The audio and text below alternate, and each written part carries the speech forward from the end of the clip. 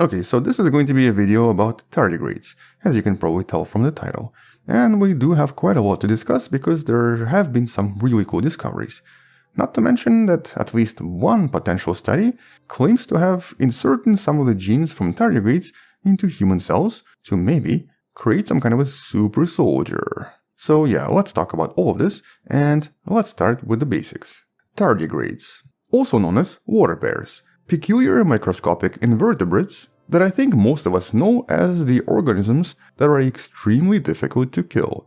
They actually seem to survive everywhere. They've been sent to space, they've received a lot of radiation, they've been boiled, frozen, and even fired from the gun. The event that we've discussed, I think about a year ago, that was actually a little bit unusual. The video in the description explains this better. But also the organisms that seem to pretty much exist everywhere on the planet. And they also seem to have survived every single extinction event known to us historically. Although when it comes to discovering fossils of these very tiny creatures, we mostly get them from amber. That same stuff from Jurassic Park. And that's because most of the amber was formed extremely close to the typical habitat of a regular tardigrade, somewhere on a tree around a very mossy area, their favorite type of a habitat. And so not so long ago, scientists that were actually studying ants completely by accident discovered that along with the ants there was also this beautifully preserved fossil of tardigrade that, as you can see right here, is approximately 0.5 millimeter in size. And this here was approximately 16 million years old. But we even have samples from 80 million years ago that look extremely similar, implying that tardigrades did not really change much in terms of shape and in terms of size. And of course suggesting that even the event that killed the dinosaurs did not really affect them that much in terms of morphology. And so, hello wonderful person, this is Anton. Let's discuss tardigrades and some of the recent discoveries about them, with some of these discoveries being somewhat unusual. But first, just a little bit more about this amber behind me. Normally, in order to study anything inside of this, since it cannot be extracted, something like a laser has to be used in order to visualize what's stuck underneath. And turns out that because tardigrades are actually made out of chitin, a kind of a glucose-based substance, which is very common in a lot of different insects as well, here it becomes possible to visualize everything by shining lasers on it because it actually becomes fluorescent. And well, it turns out that if you visualize the fossils and compare them to the modern tardigrades, physically they actually look very similar. But their internal structure, and specifically their gut and a lot of other organs, seem to be kind of different. In other words, they didn't really change morphology on the outside, but seem to have changed on the inside. Possibly because maybe they adapted to new foods or new environments. Although when it comes to environments, this is a really big topic for tardigrades. Like I said before, they seem to be pretty much everywhere. As a matter of fact, they even live in deserts. And so even though normally we find these creatures directly associated with water, relatively recently another team discovered them living in various mosses growing on a sandy soil. And intriguingly, there's a major difference between these tardigrades and everything else. They seem to have these very strange limbs. Or actually they have limbs that are very different from other tardigrades that seem to have evolved in order to move around on sandy soils. Basically by having reduced claw size, it gives them advantage when it comes to crawling between sand grains. Interestingly, this is also common with a lot of other animals, very often associated with deserts. Basically, limb reduction makes it easier to move around the sand. But when it comes to motion, some other tardigrades adopted something a little bit different. Naturally, because this organism is so tiny, it's going to take forever to get anywhere. And so some of them kind of co-evolved a somewhat dangerous technique. They hitch a ride on snails. And though snails obviously move really slow, it's still way faster than a tardigrade. And they do so by getting attached to the mucus of the snail, and even sometimes being eaten by the snails, and pooped out afterwards. And though it seems to work overall, it is apparently really dangerous, as in not all of them survive this, and quite a few of them either get destroyed by the snail's mucus or get digested inside the snail. But it looks like quite a lot of them take these chances anyway. But one of the biggest questions when it comes to tardigrades has really always been in regards to how they're able to survive so much. And today we know that it's because they enter this unusual state known as ton. When they're in this ton state, it's a kind of a suspended animation where they can basically survive for decades, if not longer. And they generally don't need any food, they don't need any water, and they can easily survive temperatures, pressures, and even vacuum of space. As a matter of fact, in this beautiful video you can find in the description, you can even see how they become tanned as soon as water disappears. It really only takes a few minutes. And then as soon as you add water, they kind of rehydrate and become active once again within just a few minutes again. With the main question always being, so how exactly are they doing this? What's happening on the inside? And turns out that it all has something to do with gel. Apparently, they turn their own insides into a kind of a gel-like structure, preventing their cells from shrinking, from collapsing, or from exploding. And strangely enough, this is the first time ever we've seen this survival technique in any known animal. No other animal that usually survives drought, for example, uses this unusual gelling strategy. And as you can see, this is a really quick process. It really takes under 10 minutes for the cells to become gelatinous through the use of very specific proteins known as cytoplasmic abundant heat-soluble proteins, CACs. And so normally they actually float around in the cytoplasm without doing anything. But as soon as the cells become just a little bit dry and as soon as there's essentially lack of water, these proteins become condensed super quickly, forming a strong network of filaments, transforming the entire cytoplasm into a gel-like structure that holds the entire cell from collapsing, but also prevents any water from leaking as well. And so as this video right here shows us, it really just takes approximately 6 minutes to rehydrate or dehydrate a typical tardigrade. And what's interesting is that because now we know what proteins are doing this, by inserting this into cells of insects, the scientists were able to sort of create somewhat similar effects. They essentially create enhanced cells that were able to resist desiccation. But they weren't as effective, suggesting that there is definitely something else involved here, and something that needs to be studied even more. But this is not just some kind of a fun science experiment, this physically has a really important medical use. Using these proteins, it becomes possible to preserve a lot of things required in medicine, for example, blood or plasma. It can also dramatically extend shelf life of various vaccines and medication, and basically make some things completely indestructible by turning them into gels through desiccation. And so this is a really important discovery for a lot of medical fields, mostly for preservation reasons. And moreover, a separate study that was studying slightly different proteins, or slightly different CACs proteins, discovered that certain pharmaceuticals used in treatment of people with hemophilia can be permanently stabilized and essentially made indestructible by using these proteins. Likewise, this has also been suggested for various GMO crops in various arid climates. Basically, it can prevent plants from drying out. All of this just from those proteins discovered inside tardigrades. Definitely some cool stuff and really important discoveries that can definitely lead to better medicine and even better farming. But these creatures have other superpowers as well. Apparently, if you put them in cold temperatures or even freeze them periodically, they tend to live much longer than they would otherwise. As a matter of fact, their biological aging seems to dramatically slow down in much colder climates, with some of them slowing down metabolism down to approximately 0.01% of their normal speed. In this case, surviving in a state known as cryptobiosis. They were basically kind of frozen, extremely slow, but still doing stuff. But how they're able to do this and what exactly is going on here is currently unknown. We've also learned a little bit more about their sex life, although mostly in regards to behavior and how they seem to attract mates, and it all seems to be directly related to the sense of smell. For the lack of, I guess, better explanation, the females of tardigrades seem to be kind of stinky, and they seem to lure males without even trying. But they tend to ignore males completely. And so in this case, the males have to always follow them around and try to actively seek them out for mating. As a matter of fact, in many cases, scientists filmed a single female trying to go around her business while several males were trying to locate her by smelling things around in the water and then eventually approaching her to try to get their chance at mating. And one of the interesting ways this was discovered was by basically first removing water and putting all of these tardigrades on a different medium, in this case something similar to agar or basically just a bunch of sugar, which made it very challenging for males to locate anything because these smells seem to only propagate through water, and they would only follow females if they came really close to one completely by accident. And so they definitely seem to require water for reproduction. And once their business is done here, it sort of gets a little bit weirder.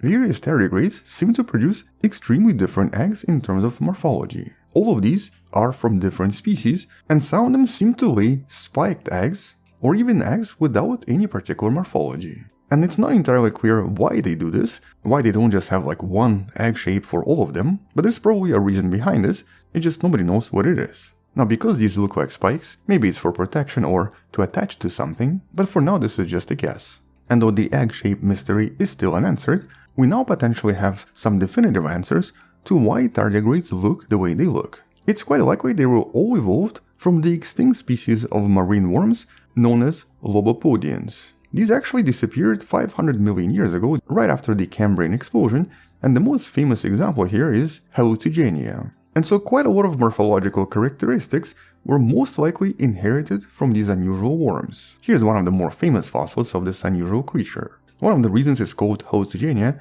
is because when it was discovered originally, it basically looked like some kind of a hallucination, and the scientists didn't really know what to even make of this creature, and for many years, apparently it was sort of seen as upside down. Basically what turned out to be legs were believed to be spikes and vice versa. But naturally with a lot of differences as well. Obviously a lot less segments, and modern tardigrades have much shorter limbs. Nevertheless, this is most likely the closest ancestor to this unusual creature, at least based on morphology and based on modern studies in evolutionary biology. But then we come to the strangest study yet, or I guess the strangest claim. This was originally reported by a Chinese newspaper, South China Morning Post, and here the title was, I guess, kind of extreme. Chinese team behind extreme animal gene experiment says it may lead to super soldiers who survive nuclear fallout. And in essence, what the article claims the scientists were doing here was basically introducing certain genes from tardigrades into physical human cells. Not in an actual person, just the cells developed from these stem cells, but they were still conducting experiments on living human cells. And so by inserting genes from a tardigrade into a human embryonic stem cell, apparently they were able to create something that resisted radiation. Here they used the famous CRISPR tool that's used in gene editing. And when those cells were exposed to lethal X-ray radiation, they seem to have survived. At least according to that particular article. Although once you start digging deeper and once you actually discover the paper and read the results and read the paper itself, yeah, things look a little bit different. This is actually based on something that's already been known before, DSUP protein, which stands for damage suppressor. And here it literally suppresses damage from radiation and has already been studied by a lot of different scientists. And so the researchers in this paper did actually insert DSUP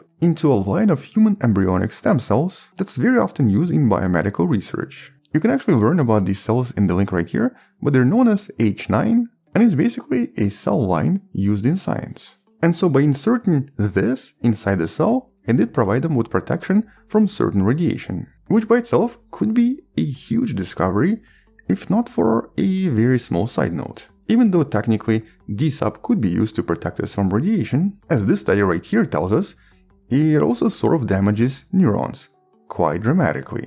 Because tardigrades only have like 200 neurons inside of them, they probably don't really have to worry about this too much, but in our case, yeah, that's a much bigger problem. And so unfortunately, these unusual proteins may never really be used in actual humans simply because it's going to damage our brains too much. Also, unlike stated in that article from the Chinese newspaper, there's really nothing about super soldiers in any of the articles or in any of the studies.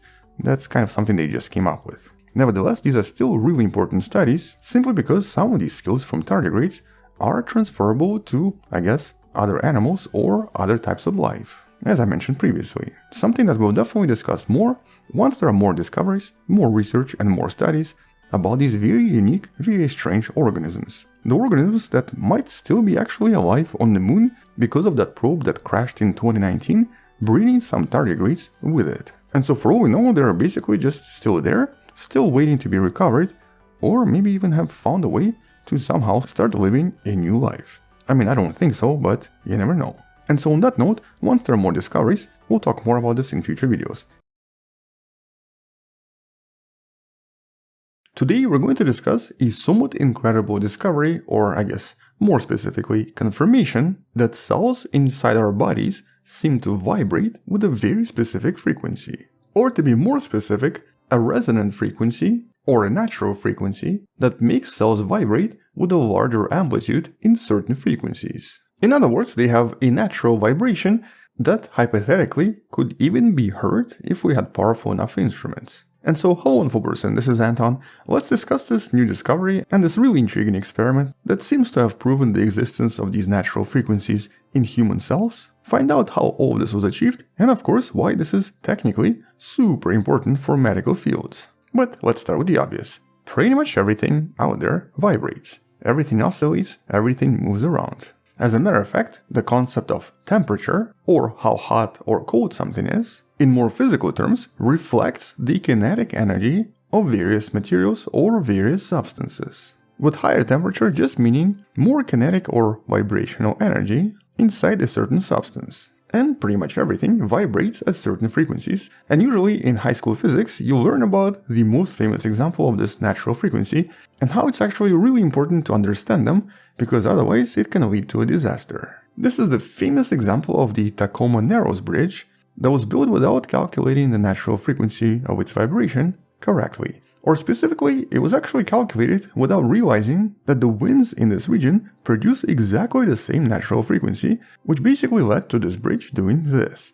And this didn't last long, with the bridge collapsing eventually. And so here, the combination of the natural frequency of oscillation of the bridge itself, mixed with the frequencies produced by various winds, ended up producing enormous oscillations that were completely unexpected. And though in this case, the actual physical phenomenon also includes something known as aeroelastic flutter that was exciting the bridge a little bit too much, in the end it was due to the increases in the amplitude of natural frequencies that the bridge finally collapsed. And so small things and big things vibrate. And it was always suspected that maybe our cells do as well. Obviously not much, but possibly a little bit. And this is actually known as the frequency resonance hypothesis. An idea that was proposed approximately 2 decades ago, and that essentially tries to state that, well, maybe just maybe, there is possibly a natural frequency to most of the cells in our body. It's probably not all the same, and they all probably vibrate with different frequencies, but the vibration is still probably there. However, alternative explanations actually suggested almost the opposite, mostly because our cells are usually made out of somewhat elastic material that kind of absorbs vibrations, which kind of ends up damping the cell's vibration completely and prevents the cell membrane from moving too much to be detectable. Or, moreover, they might have different frequencies, with all of them sort of creating a bunch of noise and nothing that could be detected or that could be useful. And so in order to try to see if this hypothesis was correct or not, a lot of scientists have been trying to find new techniques to try to listen to these vibrations. And it really wasn't until recently that some of these experiments actually became possible. And the way all of this was achieved was by using a somewhat intriguing technique.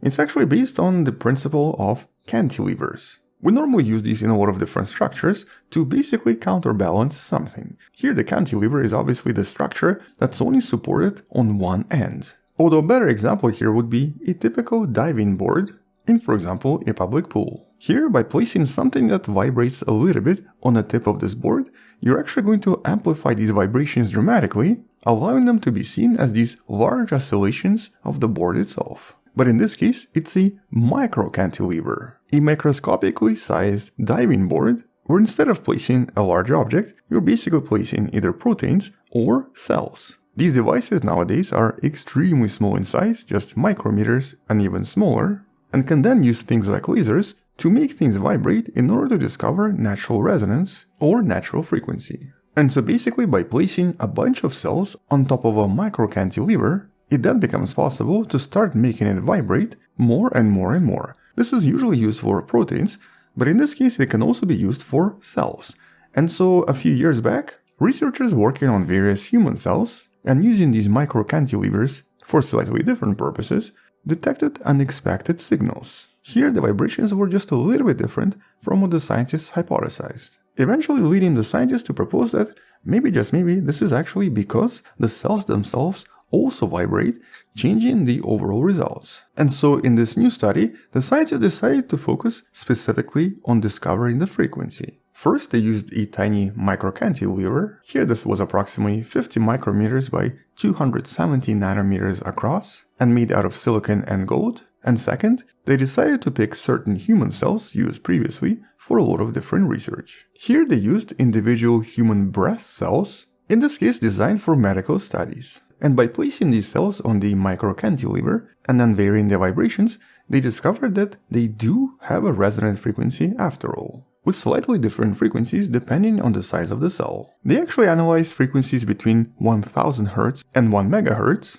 but found specific anomalies between 10 and 30 kHz and then between 150 and 180 kHz, basically suggesting that those seem to be vibration frequencies of these very specific breast cells. And at least in theory, those smaller frequencies between 10 and 30 kHz can physically be heard by human ear. And so theoretically, instead of just looking at the cells, we can technically listen to them as well in order to learn more about them based on their vibrations. And this concept of mechanobiology in essence can actually open up entirely new doorways for a lot of different types of medical fields. And so here the assumption is that all cells in our bodies will produce some kind of a resonant frequency, and by listening to individual resonant frequencies, it becomes possible to hear if something is healthy. Likewise, it potentially becomes possible to use ultrasound, for example, for medical means, maybe even to cure a certain body part where no other medicine and no other procedure works. And so by knowing a certain frequency of a certain cell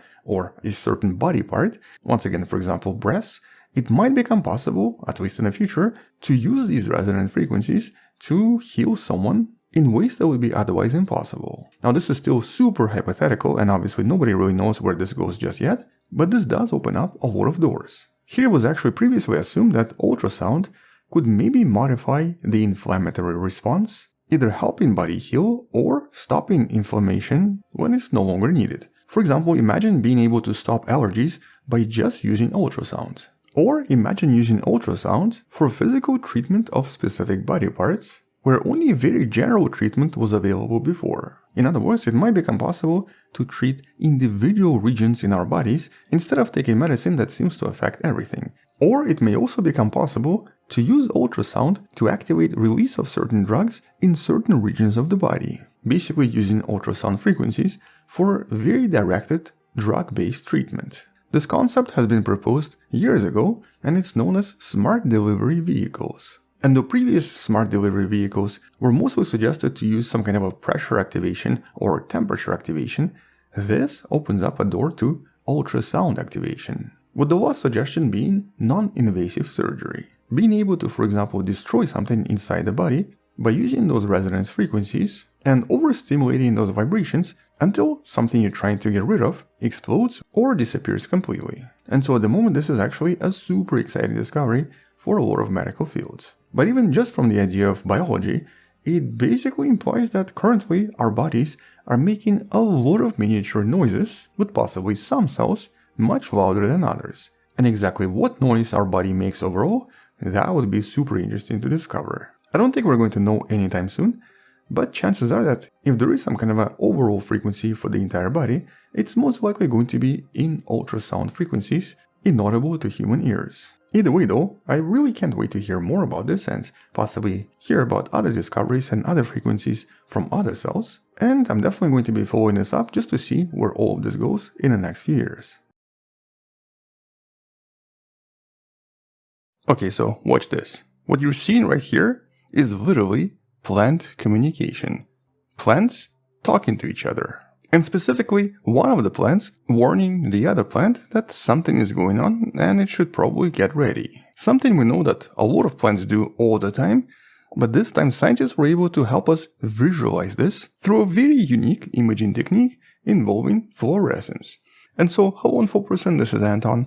Today we're going to be discussing this really intriguing study from Japan, where the scientists developed a technique allowing us to visualize plant communication, helping us understand how all of this works, and possibly one day, understanding what these plants are saying. But first, let's discuss the biology behind this, and what exactly is happening in this particular video. First of all, obviously, when it comes to a lot of plants, we're still scratching the surface in trying to understand how exactly they communicate and what they communicate when it comes to neighboring plants. But we know that they do communicate and they do send all sorts of signals. For example, in a lot of different forests, a lot of signaling is usually done through the root system. But we know that certain plants also communicate through the leaves and are even able to use the leaves as a kind of a sensory organ. Or even use the stem, as we've learned from one of the previous videos from a few years back. Apparently, certain plants basically start screaming when experiencing extreme duress or extreme stress, You can learn about this in one of the videos in the description. But for many years, researchers knew that a lot of plants can actually release certain compounds from inside their leaves. And many plants are actually surrounded by a lot of these compounds at all times. And so even though we don't really see these compounds, you can kind of imagine it as something like this. Basically, if we could see them, they would look like this fog in the forest. And it would be everywhere. But it wouldn't be just fog. This would literally be communication. Little messages from here and there. And for plants, we know that they definitely use what's known as VOCs, volatile organic compounds. Basically the same stuff that makes perfumes smell, or even things like methanol that give the compound its minty smell. And so that minty smell, that's VOCs, that's the volatile organic compounds. But even though for us it's just something that smells nice, for plants it's a message. And back in 2019, researchers definitively discovered that when a lot of plants get attacked by all types of herbivores, such as for example various beetles or caterpillars, they basically go crazy, releasing all sorts of volatiles into the air that to some extent serves as their scream. And that scream serves several purposes. It's both a defense and a warning, and it's something that plants evolved for millions of years. Turns out that for a lot of these plants, quite a lot of these volatiles serve as a message for predators. These chemicals physically attract predators that would usually find these caterpillars or these beetles tasty. And so as soon as a caterpillar starts biting into the leaf, just the mechanical damage itself automatically releases a lot of these volatiles. In case you're wondering, a lot of them are technically known as green leaf volatiles, some of them are known as terpenoids, but there are definitely so many more we still haven't found. And some of them even repel some of the herbivores, or basically they serve as a kind of a toxic element for a lot of these caterpillars. For example, nicotine, the stuff in the cigarettes, and the stuff that's actually found in a lot of different plants and not just tobacco, is one example of these volatiles that serves as a kind of a repellent for a lot of plants being attacked by various herbivores. And so most plants usually have multiple layers of defense. But one of the more intriguing discoveries is of course from this study. And it's something that we never really understood until recently. And it's literally what you see right here. This shows us that as one plant gets in trouble and gets attacked by herbivores, it produces volatiles that then communicate the same to the other plant, with that second plant basically getting ready, or maybe even helping the first plant by releasing additional volatiles. In reality, we don't really know exactly what's going on. All we know is that one plant directly responds to the calls of the other. And so here's exactly what the researchers did. They actually based the study on their previous research with the Mimosa pudica, also known as the touch me not plant. And so here, by modifying certain calcium receptors inside the plant, the researchers were able to physically visualize how the plant responds when it's being touched. This process is known as calcium signaling, and it's a type of a communication inside cells that's used by a lot of types of life. Our muscles and our neurons use it, and well, so do a lot of different plants, including this one. And so here, by once again turning these calcium receptors fluorescent, or by basically having these plants create fluorescent proteins, researchers created a pump system where the plant that was being eaten by caterpillars would send its signals by having the air pumped away from it into the bottle containing plants that were not being attacked. So basically there was just air exchange. And as soon as air from the first plant reached the second plant, it literally started to emit extremely similar signals. They responded with large bursts of calcium signals, or produce those specific fluorescent proteins, with all of this starting almost right away and being visible after just a few minutes. But specifically, the researchers were then able to identify these signals. Two compounds you see right here,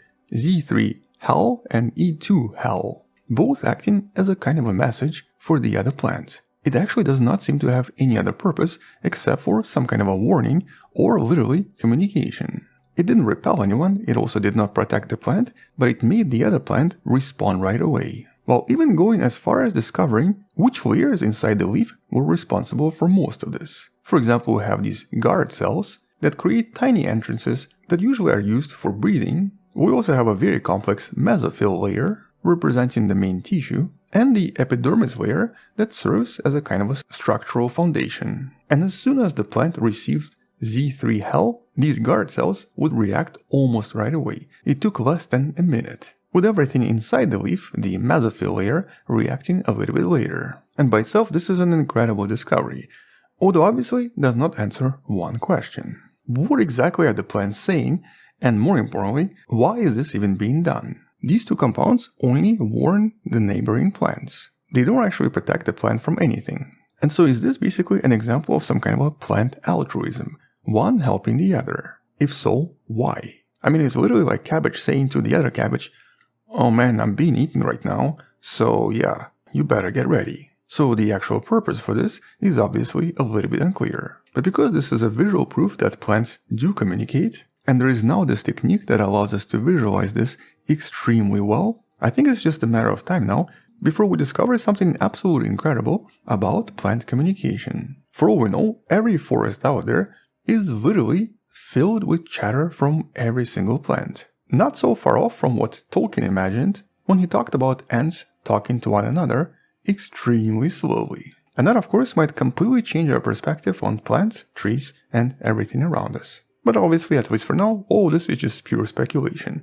We know that there is communication, we just don't really know what it's for. But hopefully in the next few years, there will be additional studies that might produce even more results, possibly allowing us to not just listen to these plants, but maybe even communicate with them to some extent, in a kind of a similar way how the scientists recently communicated with a whale. You can learn more about this in one of the videos in the description. And so these types of studies are important for so many different fields of science, including astronomy and astrobiology, and our search for extraterrestrial life.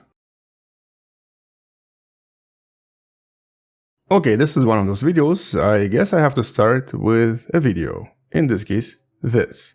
Bugs flying around the light. Something that I'm sure most of us are quite familiar with. As a matter of fact, as mentioned in the study we're going to be discussing today, apparently insects being attracted to artificial light was even mentioned in some of the earliest writing in the Roman Empire. So naturally this is something that existed with us for as long as humans were able to produce light. Apparently Romans even used this to trap bugs in order to catch them. But despite the famous expression, drawn like a moth to a flame, and despite this being one of those things we probably don't really think about, what exactly is happening here? And well, we now have an official answer, and it's maybe not a happy answer. It's actually somewhat depressing. At least it didn't really make me particularly happy once the scientists explained the actual mechanism. And so hello wonderful person, this is Anton. Today we're going to discuss a relatively recent study that as always you can find in the description below with a simple title, Why Flying Insects Gather at Artificial Light. Something that was initially started a few years back and something that now has a very good and very official confirmation, with a very obvious answer being no, the insects are not attracted to light at all, even though it obviously appears as they fly around the light. And so let's discuss this unusual phenomenon in a little bit more detail, and I guess talk about what this means for insects in general. And obviously this is not the first time researchers tried to answer this. As a matter of fact, a lot of previous propositions tried to explain this in a lot of different ways. For example, maybe insects were drawn to light through some kind of a escape mechanism. Or basically they saw the light as streaks of sunlight between foliage and were flying toward it in order to escape. This would be some kind of an innate response that seems to be present in a lot of different insects. But this turned out to be not correct. Other suggestions involved the moon. And so maybe in some of the night insects, they often mistaken the artificial light for the light coming from the moon that they might use for navigation. And so they would fly toward it, thinking it's the moon, but it turned out to be some kind of a lamp. But this explanation was a little bit too simple, because we don't really see insects flying toward the moon either. Then some researchers proposed that maybe it's the heat. Maybe the insects are just attracted to warmth coming from the light. But this was disproven when similar effects were observed with LED lights, which don't produce enough heat detectable by insects. And lastly, there was a proposition that, well, maybe they're actually blinded by the light and end up being confused flying in strange patterns, basically crashing into the lamp because they just can't see anything. And though these were all, I guess, very reasonable explanations, they just didn't really have enough evidence to prove any of this, especially because there was a lot of counter-evidence. And so in order to uncover exactly what's going on here, the researchers used something brilliant. Okay, they actually just used a light.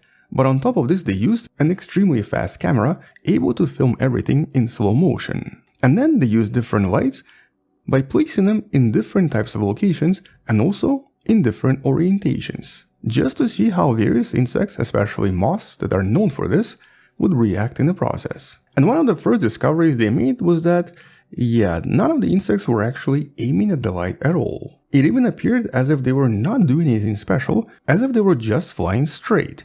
And so basically, in their insect brains, they were not reacting to anything, they were just doing their own thing. But what ended up happening was that they were changing directions, unconsciously. Okay, I guess the word unconsciously is maybe not the right word to use because we don't really know if they have consciousness, but you know what I mean. This was an instinctual behavior. They were instinctually changing direction when extremely close to the light. And this was usually done in 3 separate ways: orbiting behavior, stalling behavior, or sometimes inverting behavior. And all of this depended on the orientation of the light. And this was a giveaway or a very important clue to what's actually happening here. The researchers realized that it was basically their instinctual behavior, sometimes referred to as dorsal light response, something that scientists have been studying for a very long time, and something that we know exists in a lot of different animals. Here's an example from fish. And dorsal light response is a type of an instinct. It's an automatic response that causes insects to change direction depending on the light source. An instinct that evolved to respond to the sun and the moon. And so basically, under normal light conditions, insects automatically turn their back toward the light. In a lot of different flying insects, especially pollinating insects, this is a way to control flight attitude, or basically the control of the angle compared to Earth's horizon in order to conduct accurate flight. And this instinct very likely evolved just to help insects determine where the up and down was, obviously to make flying much easier. And so in other words, they can sense the light with their back, and they're also able to correct their attitude based on the time of the day by sensing the brightest source in the sky. Naturally, this is something that evolved over hundreds of millions of years. And then in the last few thousands of years, they suddenly discovered that sometimes the sun and the moon are not the only sources. Sometimes something else becomes the brightest source, and their instinct kicks in, forcing their poor bodies to reorient themselves toward the light, or basically to reorient their back toward the light. As a result, it starts to appear as if they're orbiting the light source, even though they're not really trying to do this at all. It's their body trying to reassess where the up and down is, constantly, for hours. And they can actually keep doing this for a very long time until something suddenly, accidentally, snaps them out of it. But in their head, or I guess in their tiny brains, they're not doing any of this, they're just trying to fly straight. And they have no idea they're flying in circles, or that they're somehow confused.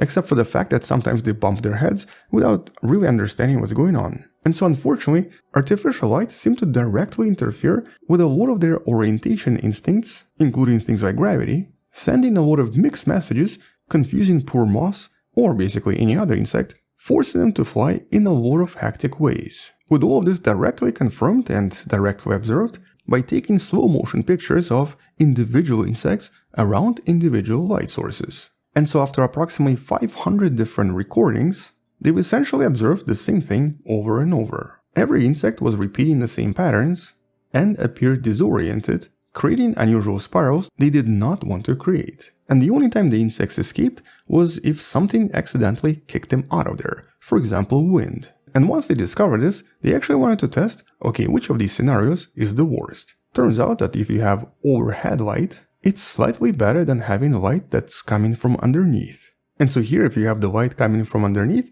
it basically causes a total inversion, with insects spiraling toward the ground and potentially getting stuck in this behavior for a very long time. Which is a really intriguing discovery when it comes to, I guess, the idea of light pollution. And because a lot of these insects are pollinators, or are essential for the biosphere of the planet, this is potentially a somewhat unnerving and a somewhat disturbing discovery. The discovery that our artificial lights may create a lot of issues for a lot of insects that develop these dorsal instincts over millions of years. But according to the researchers, one way we could maybe help them is by trying to reduce upward-facing lights as much as possible. The downward lights, like the one right here, are not as bad, but the upward lights seem to be the worst. Although the best solution would be obviously to reduce lights altogether. And so ever since I read the study, I don't think I'll ever be able to see this the same way. Something that we always imagined as some kind of an attraction for a lot of these poor insects turned out to be their hell. They're literally just stuck doing this over and over, and they can't help themselves. They're trying to fly straight, they're trying to get away, they can't. They're trapped by a tiny artificial light on our porch. But this is of course just one of many human-based disturbances that seem to create problems for these super important bugs. As you might know, approximately 90% of all of the crops we depend on also kind of depend on these little guys. Quite a lot of them are pollinators, and quite a lot of them are also responsible for protecting our crops in a lot of other ways. But they can't really do that if they're stuck flying around a lamp. With the conclusion being that it's maybe better not to leave so many lights on outside, especially since light pollution causes a lot of other problems as well. But this is maybe something we'll discuss sometime later. At least for now, a very intriguing discovery. Once again, a somewhat maybe depressing discovery because we now know that the insects here are basically trapped, but also a really important discovery that one day might change policies around the planet in order to reduce the overall light effects from various artificial sources. Something that I'm sure we'll learn more about in some of the future studies. But actually even in this study, there were some additional intriguing discoveries. For example, certain flies, such as vinegar flies, or certain types of moths, like this one right here, known as oleander hawk moth, surprisingly were not affected by upward lights, but were trapped by other types of lights, just like other insects. So there seems to be quite a lot of variation in terms of the instinctual abilities, but exactly how we can apply this to help the insects, we don't really know yet. At the same time, the scientists still don't understand why insects don't perform similar orbiting maneuvers when looking toward the moon, for example. So there might be something about artificial lights that forces their dorsal instincts to kick in. It would also be really intriguing to find out if the colors matter, and more specifically, if certain types of lights do this more actively than other lights, because this means that we can maybe adjust the lighting, helping insects not to get trapped.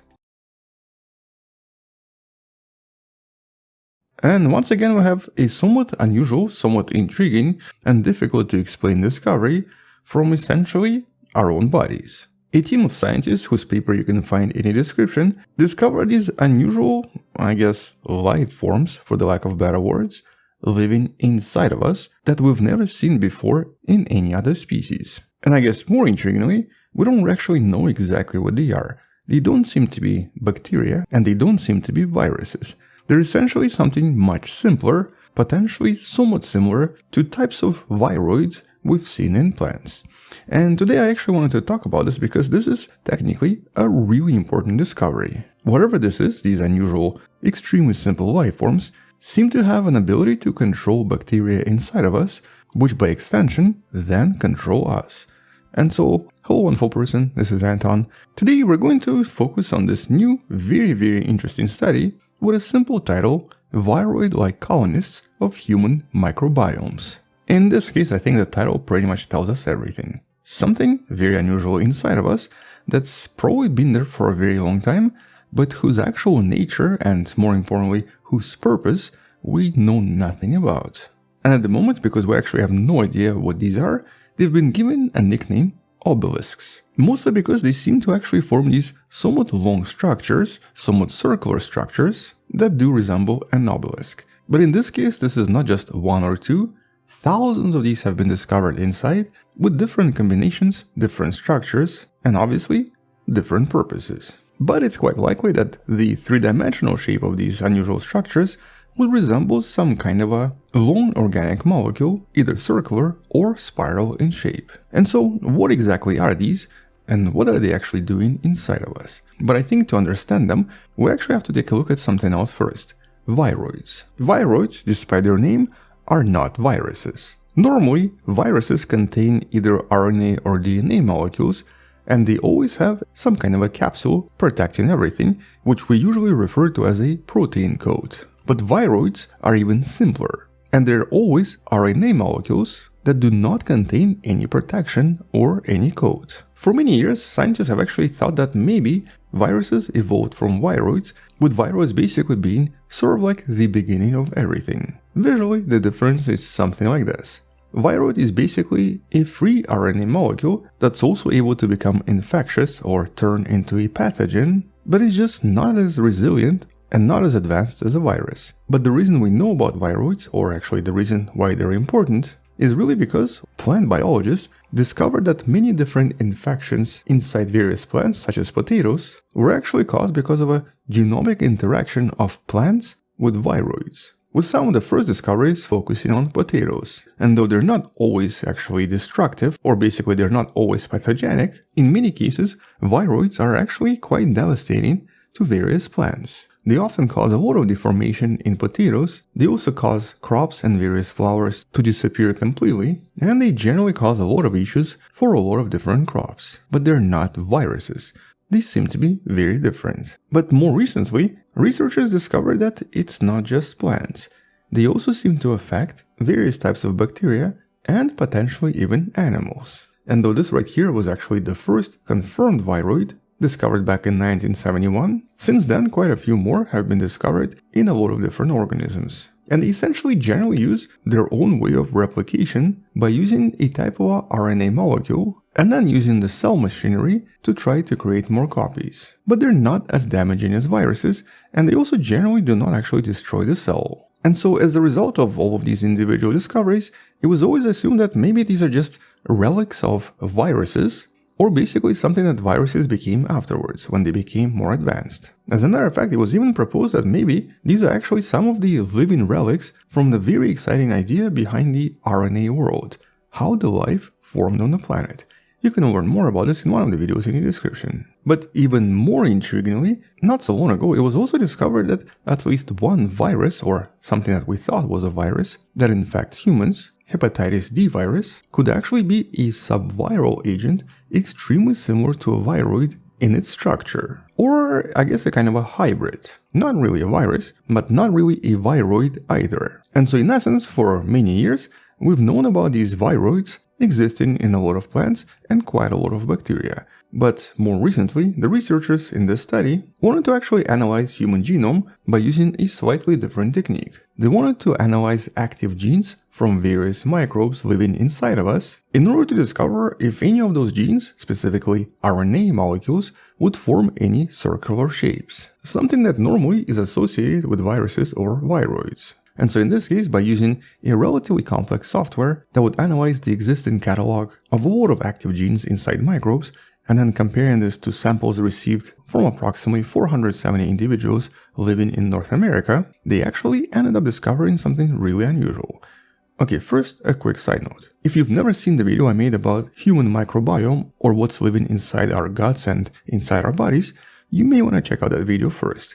In a nutshell though, I guess a super short version of that video is that inside of you right now there is a huge amount of bacteria. Actually more bacterial cells than the cells in your entire body that you're made out of. Here we're talking about nearly 100 trillion different bacteria that are all doing their own thing. And the thing is, they have a lot of influence on our body. Many of them are quite essential for our survival, and many of them provide a lot of support and can even send signals or communicate, which can then be received by our body and will even make its way to our brain. And so what I've actually discussed in that video is that how a lot of bacteria inside of us technically influences who we are, our personalities, our thoughts, our emotions, and well, basically pretty much everything that makes us us. So human microbiome is actually super important. And that's one of the reasons a lot of scientists are always trying to discover something new about it. And so in this case, the samples actually came from human mouth, and quite a lot of them came from human feces, or basically our poop. And we know that both are filled with a lot of bacterial cells. But then once they analyzed these samples, they did discover something really unusual that absolutely no one expected. By sequencing DNA of various bacteria in human gut and human mouth, they discovered that approximately 7 to 10% of gut bacteria and approximately half of mouth bacteria contain signs of these unusual circular RNA viroids. Or actually they're not really viroids because they're something entirely different. The first confirmation came from a very common bacteria in our mouth, Streptococcus sanguinis, that's responsible for cavities and for us going to the dentist. And so all of these bacteria contain these unusual structures. And they were all tiny molecules of RNA, much smaller than a virus, but all containing instructions for how to replicate or even transfer information that can technically be read by a bacterial cell. And because we've never seen anything like this, for now at least they're going to be known as obelisks. but quite a lot of these RNA molecules just referred to as oblins. Oblin 1, oblin 2, and so on. And pretty much all of them seem to form rod shapes or cylindrical structures, but really small structures, smaller than the virus. But once again, because this is not a virus, it's quite unlikely that they actually kill the bacteria. So their true purpose and their actual reason for existing is currently unknown. But for now, they've been described as something that's maybe a little bit more complex than a typical viroid, but not as complex as a virus. They all seem to contain circular shapes, they're all made out of RNA, and they have no protein coat as well. Although I guess what's even more intriguing, this study actually discovers something like 30,000 of them inside of us. And that's just in a sample of 470 people. And though most of them seem to be located in the mouth microbiome, at least a tenth is present in the gut. But I guess the biggest question that nobody can answer right now is, so are they actually good or bad? Are they helping the bacteria, or are they making them sicker and thus cause us problems? At the moment, one of the assumptions is that they could maybe modify the genetic activity of the host bacteria, which could then affect us in some way. But just like viruses, it's quite possible that some of them are actually dangerous or potentially disruptive to biological activity, but some of them could be helpful or even essential. This is actually related to this other video you can check out in the description, but we know for a fact that a really important virus is actually the reason you and I even exist. Several viral infections and several viruses are actually responsible for human fetal development and are responsible for turning us into who we are. And there's actually even a recent study that talks a little bit more about this, which we'll discuss in one of the future videos really soon. So maybe subscribe if you want to learn more. And so either way, the only thing we know about these unusual structures or these unusual things right now is that even though they seem to resemble viroids, in other words they have a relatively similar, somewhat circular shape, their genetic sequencing seems to be entirely different, suggesting that they have a very different purpose. But what this purpose is might remain a mystery for quite some time. I mean, once again, something like 30,000 of these have been discovered inside of us, and so they probably have a very different reason for existing. Nevertheless, this is still a really exciting and somewhat important discovery, because we never even knew anything like this existed inside of us. Okay, technically not really inside of us, inside the bacteria that lives inside of us. But because a lot of these bacteria are technically part of us, in some sense these obelisks are also part of us as well. But I think this is going to remain a mystery for a very long time. There's no way we're going to discover what this is anytime soon. So in this video, I wanted to explore the absolutely insane world of viruses. But not the types of viruses we usually get scared about, not the types of viruses that normally cause pandemics. We're actually going to be discussing viruses or discoveries about viruses that are somewhat surprising and will hopefully help you see these very mysterious organisms in a very different light. Because despite being relatively simple, and obviously being the tiniest organisms on the entire planet, with some scientists even suggesting that they're technically not even life, and instead represent something entirely different, in reality, all life on planet Earth has a really complex relationship with viruses of all sorts. And it's not always negative, as a matter of fact, it's usually kind of positive. One of the older videos in the description even talks about how technically you and I are approximately 8% virus in terms of DNA contents, with these strange organisms also technically responsible for human reproduction. You can learn more about this in the description. But in this video, we're going to discuss some of the other very unusual discoveries from the last few months, focusing on things we really didn't know about or things that surprised everyone. And so, hello wonderful person, this is Anton. Let's discuss viruses and their interaction with various life on the planet once again, focusing on several topics such as viruses that seem to protect us, viruses with some really extreme morphology and shape, various types of giant viruses that are actually even more complex than certain bacteria, and a few viruses inside of us that potentially act like vitamins. As in, they literally make us grow stronger just through sheer interaction with certain cells. And well, let's start with one of the more unusual discoveries from the last few months. So there's this type of a virus that's mostly responsible for infecting various plants, known as potyvirus. These are usually responsible for harming plants, such as for example various cabbages, broccoli, cauliflowers, and even potatoes, often making them turn somewhat black and naturally eventually causing their demise. Or so the scientists thought at first. But one of the recent studies you can find in the description surprisingly discovered something entirely different when some of these plants experience very tough conditions, such as, for example, drought. During drought or other conditions when plants experience a lot of stress, it was discovered that some of these viruses actually switch from killing the plant to suddenly helping it. And it did so by switching off certain genes and preventing the plant from losing water while also affecting its circadian clock or the way it responds to light. And so plants infected with this virus had a much higher chance, up to about 25%, to survive the drought. In other words, some of the viruses inside these plants dramatically increased the survival rate just by changing certain genes. They even increased the amount of production of various antioxidants, boosting the health of the plant in the process. Which is a super important discovery because it implies that environmental conditions dramatically change the effects of viruses on plants and possibly even animal life, helping them switch from being a pathogen to actually being helpful. And obviously, because planet Earth might experience more drought in the future, this is a super important discovery. Although interestingly, this mostly had an effect on wild plants and not so much effect on various cultivated plants or the ones usually used in farming. Implying, of course, that the viral coevolution is super important for survival of various species. So basically, by sheltering a plant from viruses and protecting them, we're sort of making them much weaker and a lot less likely to survive any potential environmental disaster. But you and I are not vegetables, we're not cabbages. So does this actually apply to us as well?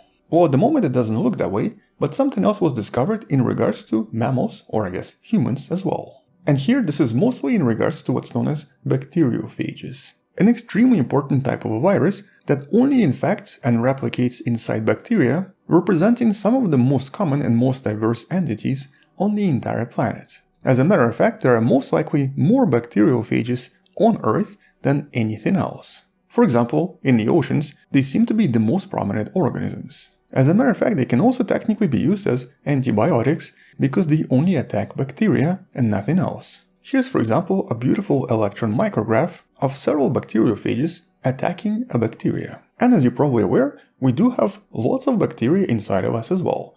Technically, more bacterial cells than your physical body cells. And so technically, it would not be incorrect to assume that we're basically real estate for various bacteria. Lots of them tend to live inside and outside of us and thrive in different conditions in our bodies. But it just so happens that in our stomachs and inside human gut, millions and millions years of evolution resulted in a very strange relationship between these unusual viruses and mammalian cells. Now, inside of you, right now, there are probably at least 1,000 trillion phages inside your gut, or basically a quadrillion of these unusual viruses.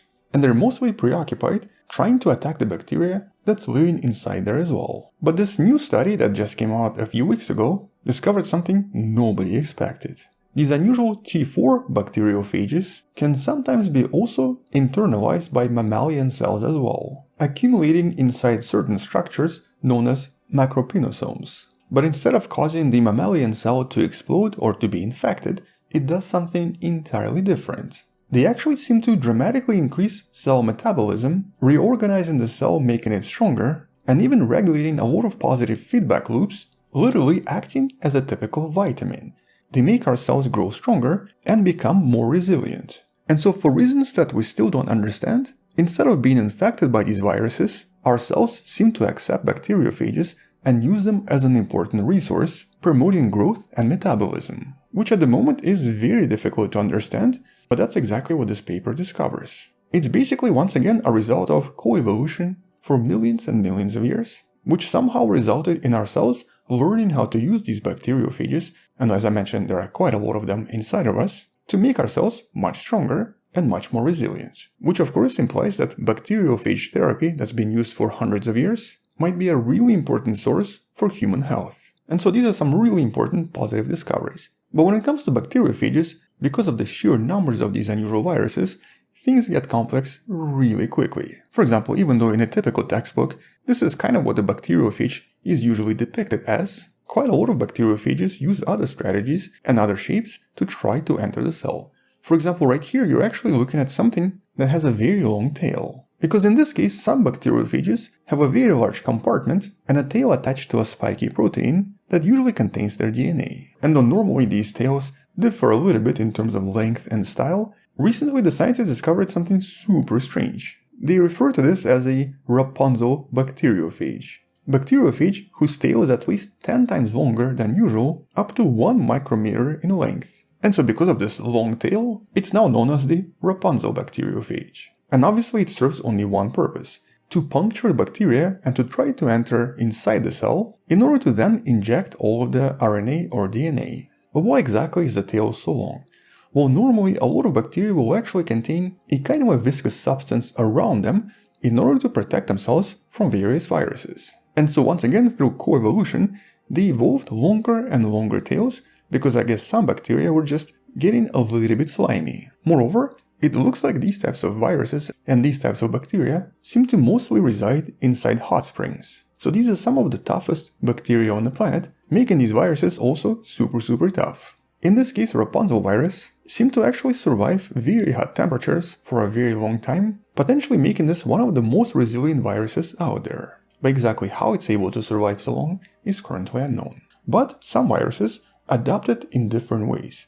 Actually, not all viruses are technically bad for us. As I mentioned, a lot of them co-evolved to help us quite a lot. And though normally in a typical textbook, a typical viral infection looks something like this. Basically, you have a virus attached to the cell, it then sort of hijacks the machinery inside the cell to produce more and more copies, which then leads to the major release of viruses in the process. This is of course extremely simplified, and quite a lot of viruses out there found even easier and better strategies. As a matter of fact, some viruses evolved to not make anyone sick and not infect cells at all, and instead just enter the cell and kind of wait for things to happen. And the reason this evolved is once again visible in this picture. There's a lot of competition out there. Sometimes viruses are competing for the same cell. So what do you actually do if there's a virus inside the cell already and the machinery from the cell is already being used? Well, certain bacteriophages evolved something else entirely. They evolved a concept known as viral satellites. And the way all of this works is even more intriguing. Some of these viruses will enter the cell and then somehow find a way to stay dormant. Sometimes they'll even integrate inside the chromosome, inserting their own genes inside. But they do this for one simple purpose. They're waiting for someone else. They're actually waiting for another virus to come into the cell in order to then hijack all of the machinery that the virus was going to use to start replicating inside the cell, blocking the other virus. And interestingly, a lot of bacteria out there seem to have a huge number of these satellite helper systems inside of their genes already. In some sense, constantly competing for the use of bacterial machinery and evolving new ways to continuously exploit each other. As a matter of fact, the famous genetic modification tool known as CRISPR, the tool that we now use for genetic modification, is very likely the result of this unusual relationship, and once upon a time was one of these satellite viruses. But interestingly, some bacteriophages found an even more unusual way to compete, or I guess to some extent, a much lazier way. Instead of entering the cell and staying dormant, they literally do this. This is an image of one of these bacteriophages attached to the one with the much longer tail. And so this is the first ever satellite that seems to actually not stay inside the cell, but instead evolved a very short appendage to grab onto the neck of another virus and then hijack the machinery inside the cell once the bacteriophage attaches to the cell. Here the larger virus is referred to as the mind flayer, and the smaller virus is now called mini flayer. And so they have a very unusual, almost like a vampire relationship, where the larger virus, once it finds a cell, is going to find itself very disappointed when not only does it have to carry someone around itself, it also doesn't get to reproduce because the satellite virus is going to take over and reproduce instead. And so in some sense, this is actually a virus of a virus. And as you can probably imagine, trying to understand how these viruses work and how to maybe use them to protect ourselves from actual pathogens would be super important for future studies. Now currently this is only for bacteria and bacteriophages, but it's quite likely something similar exists in a lot of other viruses we tend to think of as dangerous. So definitely a pretty cool vampire virus. But not the strangest virus out there, because some of the strangest viruses are probably giant viruses. Viruses that are normally at least 10 times bigger than a normal smaller virus and that will often contain a lot of genes. And in some of the recent studies, some of the researchers were actually kind of surprised to discover that a lot of these giant viruses contain genes associated with metabolism, suggesting that they infect cells and then use them as a kind of a massive energy factory for reasons still not really understood. But all of these giant viruses are normally found in the ocean, and one of the stranger viruses discovered in the ocean recently is what's known as Medusa virus, a virus whose replication process and whose genome seem to be so different from anything else. As a matter of fact, the way it reproduces seems to be actually similar to much more complex eukaryotic cells. Here's actually a picture of some of these giant viruses inside a typical amoeba. And so unlike other viruses, these viruses tend to produce completely separate parts by using several different genes inside of them, releasing a variety of different particles to the outside of the cell, which then have to recombine into an actual Medusa virus. In other words, inside a cell, they tend to produce individual Lego blocks, which are then released to the outside and have to recombine to recreate new virus. This is extremely different from anything else and involves a lot of complexity we've never seen before. In this case, they actually produce 4 separate types of particles, which were then found outside of the cell, and which then, when connecting to each other, once again recreate a new Medusa virus. And actually one of the reasons this virus is called Medusa virus is because it does something very unique to various types of amoeba. After the infection, these amoeba harden, forming a hard stone-like structure at first, and then exploding afterwards. I guess borrowing from the Greek mythology and from the infamous Medusa. On top of this, scientists also discovered ridiculously complex giant viruses nobody thought were possible. Here we're talking about the actual genome and the amount of proteins on the inside. To date, the largest discovered so far contains over 700,000 base pairs, or essentially representing a genome that's about 15 times larger than usual. It's actually even larger than certain bacteria. And so these types of giant viruses, evolutionarily speaking, may finally bridge the gap between bacteria and viral organisms. These huge phages were only discovered relatively recently, so it's not entirely clear how they evolved just yet, but they're definitely one of the more intriguing discoveries. And it's also not clear what most of their genes do, but it's a very surprising and a very intriguing discovery. I'm sure we'll find out more once there is more analysis and once there are more studies. And then there was a discovery of this, Yara virus. Another giant virus, but in this case unusual for a different reason. When the researchers sequenced its DNA, they actually discovered that only 6 genes in the DNA were known to us, with about 70 proteins never seen before anywhere in any life, making Yara virus essentially the least known virus to us, containing genes nobody has ever seen before in any type of an organism. And this is not to show you that this is some kind of an alien organism from another planet. Instead, it's to show you that there is just a huge amount of life out there we still haven't discovered and haven't analyzed. Life that possesses a lineage no biologist has ever explored. And this Yara virus reminds us of that. It reminds us that modern biology is still in its infancy. There's still so much stuff out there that we haven't found. Here's another picture of this virus, in this case attacking an amoeba. But the thing is, we might be discovering more and more viruses for, I guess, one simple reason. And this is a more unnerving concept known as the zombie viruses. A lot of ancient viruses that might have been buried in, for example, permafrost, are now slowly coming to the surface as the temperature in the Arctic is changing, weakening some of the layers in the permafrost.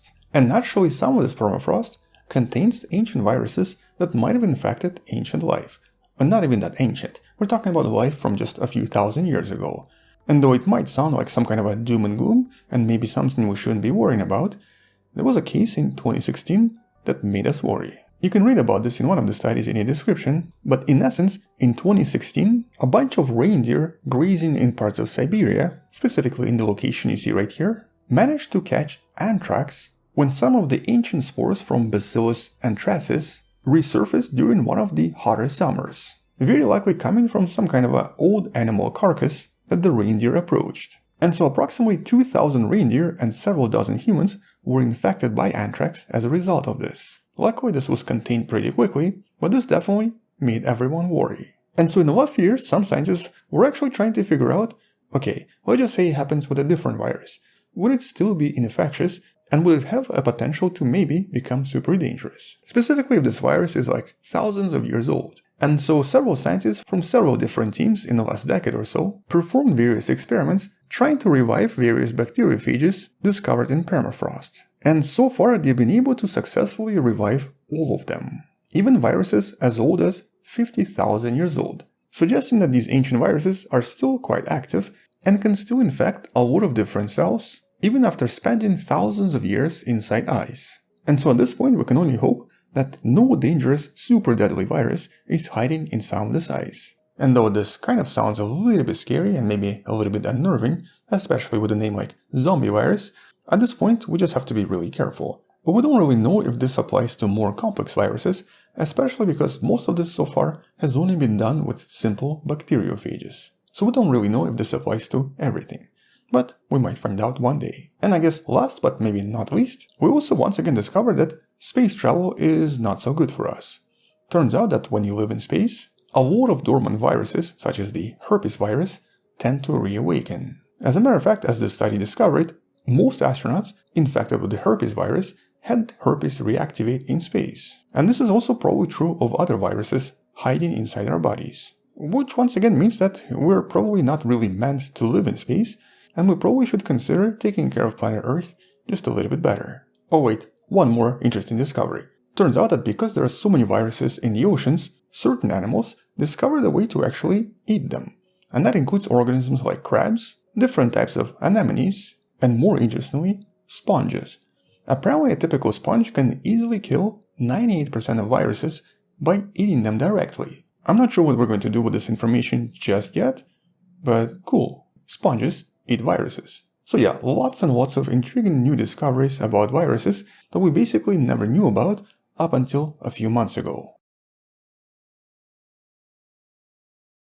In biology, there is a concept known as living fossils, an idea behind a modern species that surprisingly resembles ancient species we usually find in various fossils. One example here would be horseshoe crabs, that seem to resemble these fossils discovered in sediment even going back 450 million years. Or even an example that you might see outside in the streets, a tree known as Ginkgo biloba, with very similar fossilized leaves discovered in fossils 170 million years old. And actually quite a few very similar examples exist out there, usually involving the body itself resembling ancient species quite a lot, with only some minor changes here and there, but overall very similar appearance. And because of these discoveries, in the last few decades, evolutionary biologists have always tried to figure out, so okay, exactly what is going on here. Are these actually species whose DNA did not change much and that basically remained the same for one reason or another, or essentially did not undergo any molecular change?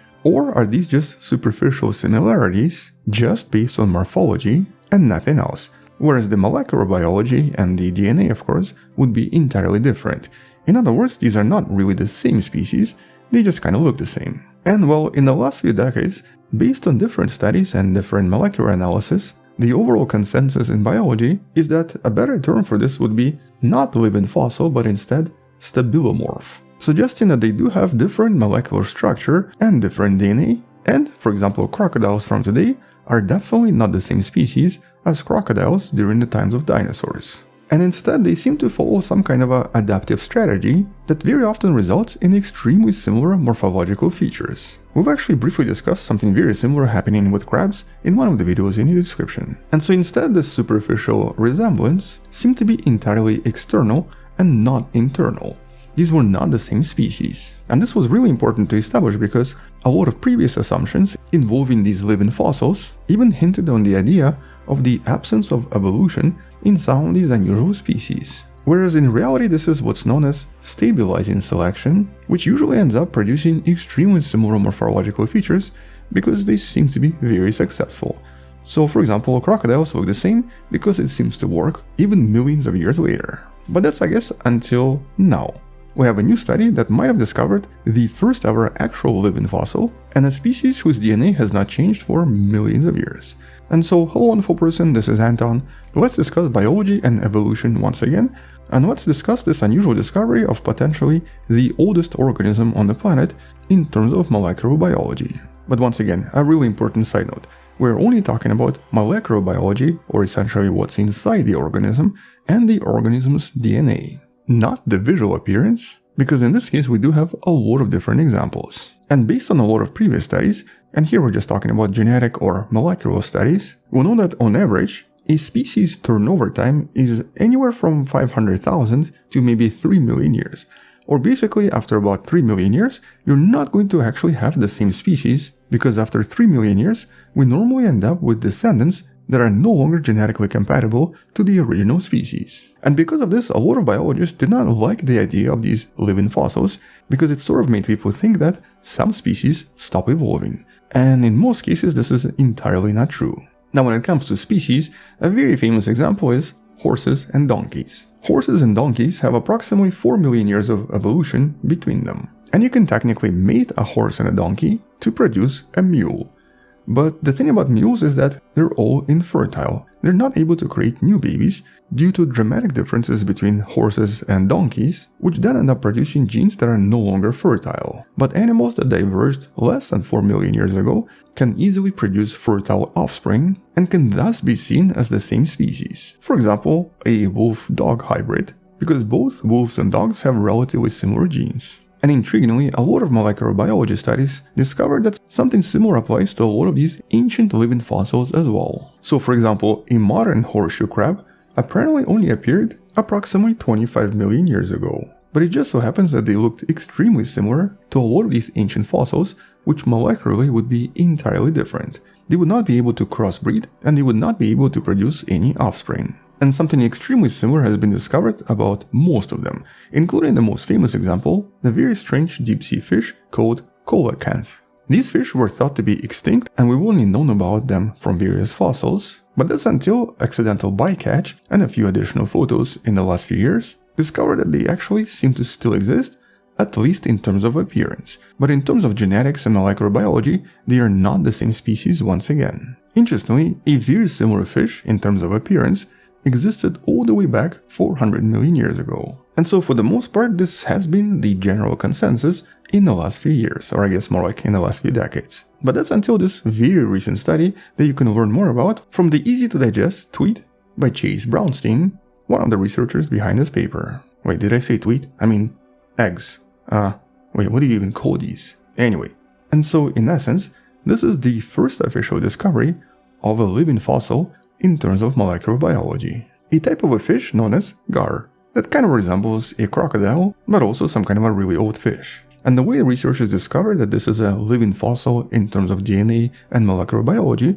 is actually pretty funny. They basically had two separate fish from two completely different regions, separated by millions of years of evolution, kind of, I guess, fall in love and have babies or something. In other words, they had them reproduce, creating offspring. Okay, to be more exact, they didn't really force them to fall in love and to have babies. All of this was apparently natural. So these two separate species living in different environments occasionally crossbreed, producing fertile offspring. And what's interesting is that even though they produced a hybrid, here this was a fertile hybrid, kind of similar to that example of dogs and wolves. And that's despite the fact that there seems to be 105 million years of evolutionary distance between the two species involved. And so here, by taking the long-nosed gar that's been present in North America for 100 million years and combining it with alligator gar that very likely existed for 100 million years as well, they confirmed that the hybrids were also fertile and able to produce babies.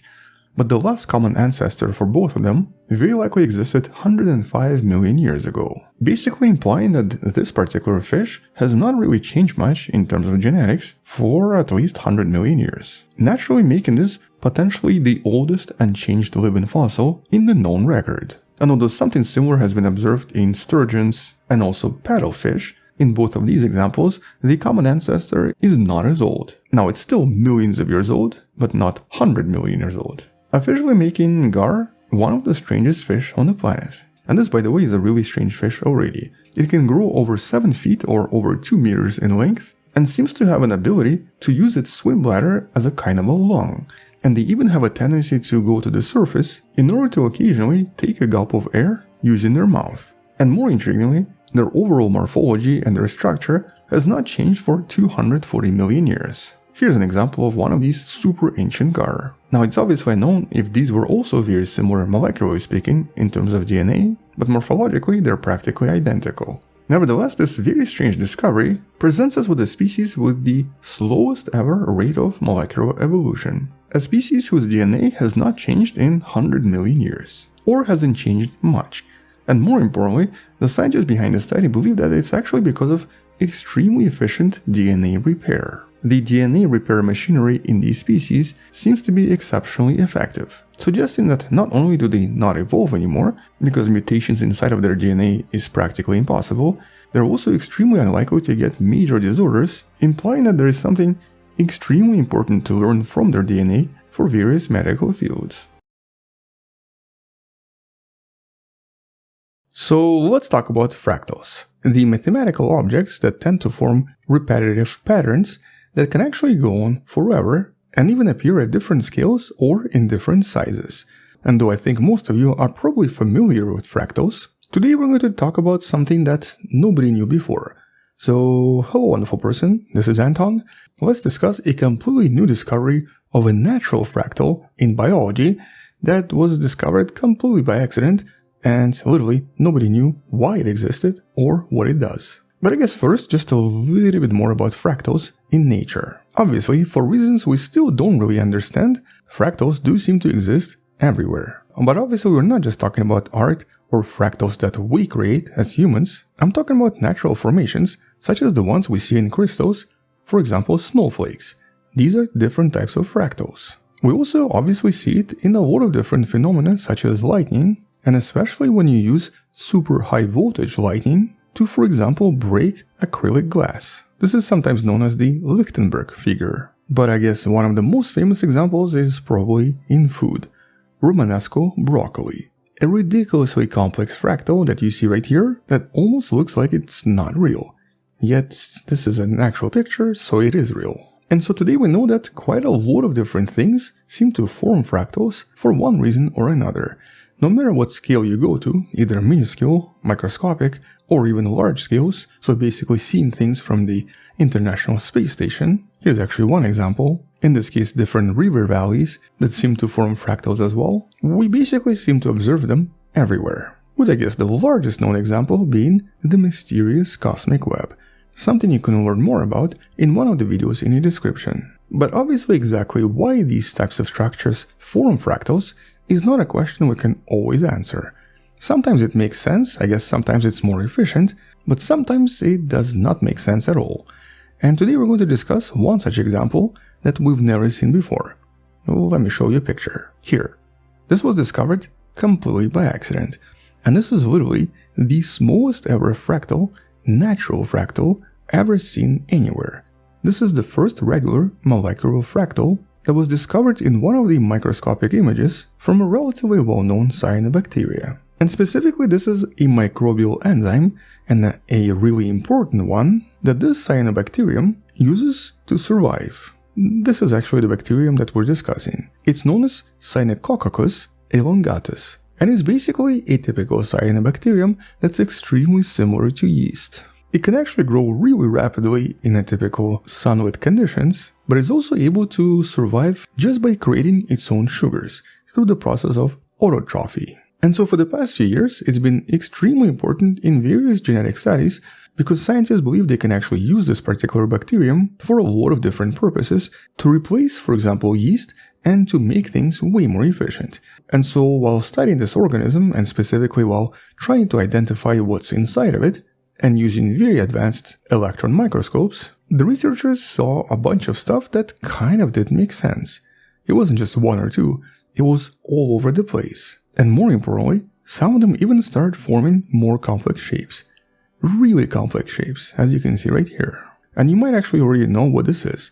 This is of course the famous Sierpinski triangle, an extremely well-known fractal that's basically this, an equilateral triangle divided into smaller triangles positioned in a very specific way. And though the triangle itself is named after the famous Polish mathematician Wacław Sierpinski, who you see right here, in reality we've known about this pattern for a very long time. Here's an example from Italy from 13th century with a triangle visible in the stonework in the Basilica di San Giovanni in Laterano. Now obviously we have no idea how the ancients knew about this, but maybe they've seen it somewhere. But I guess that's not the point. The point is that this is an extremely well-known fractal, and it's never actually been seen in nature in such a way. As a matter of fact, not only is this the smallest fractal, it also seems to be one of the most complex. But the obvious question is, what exactly does this do, and why is it the way it is?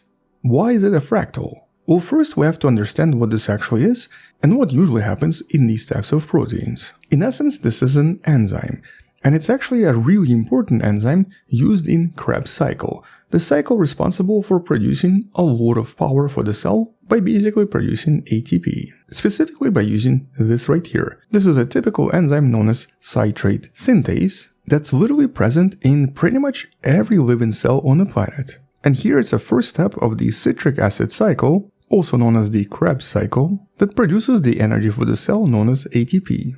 And as you might know from biology, ATP is super important. It's everywhere. It's needed for every cell. It's literally our fuel. And all of this always starts with citrate synthase. But when it comes to proteins, they're not always the same. Actually, they're almost never the same.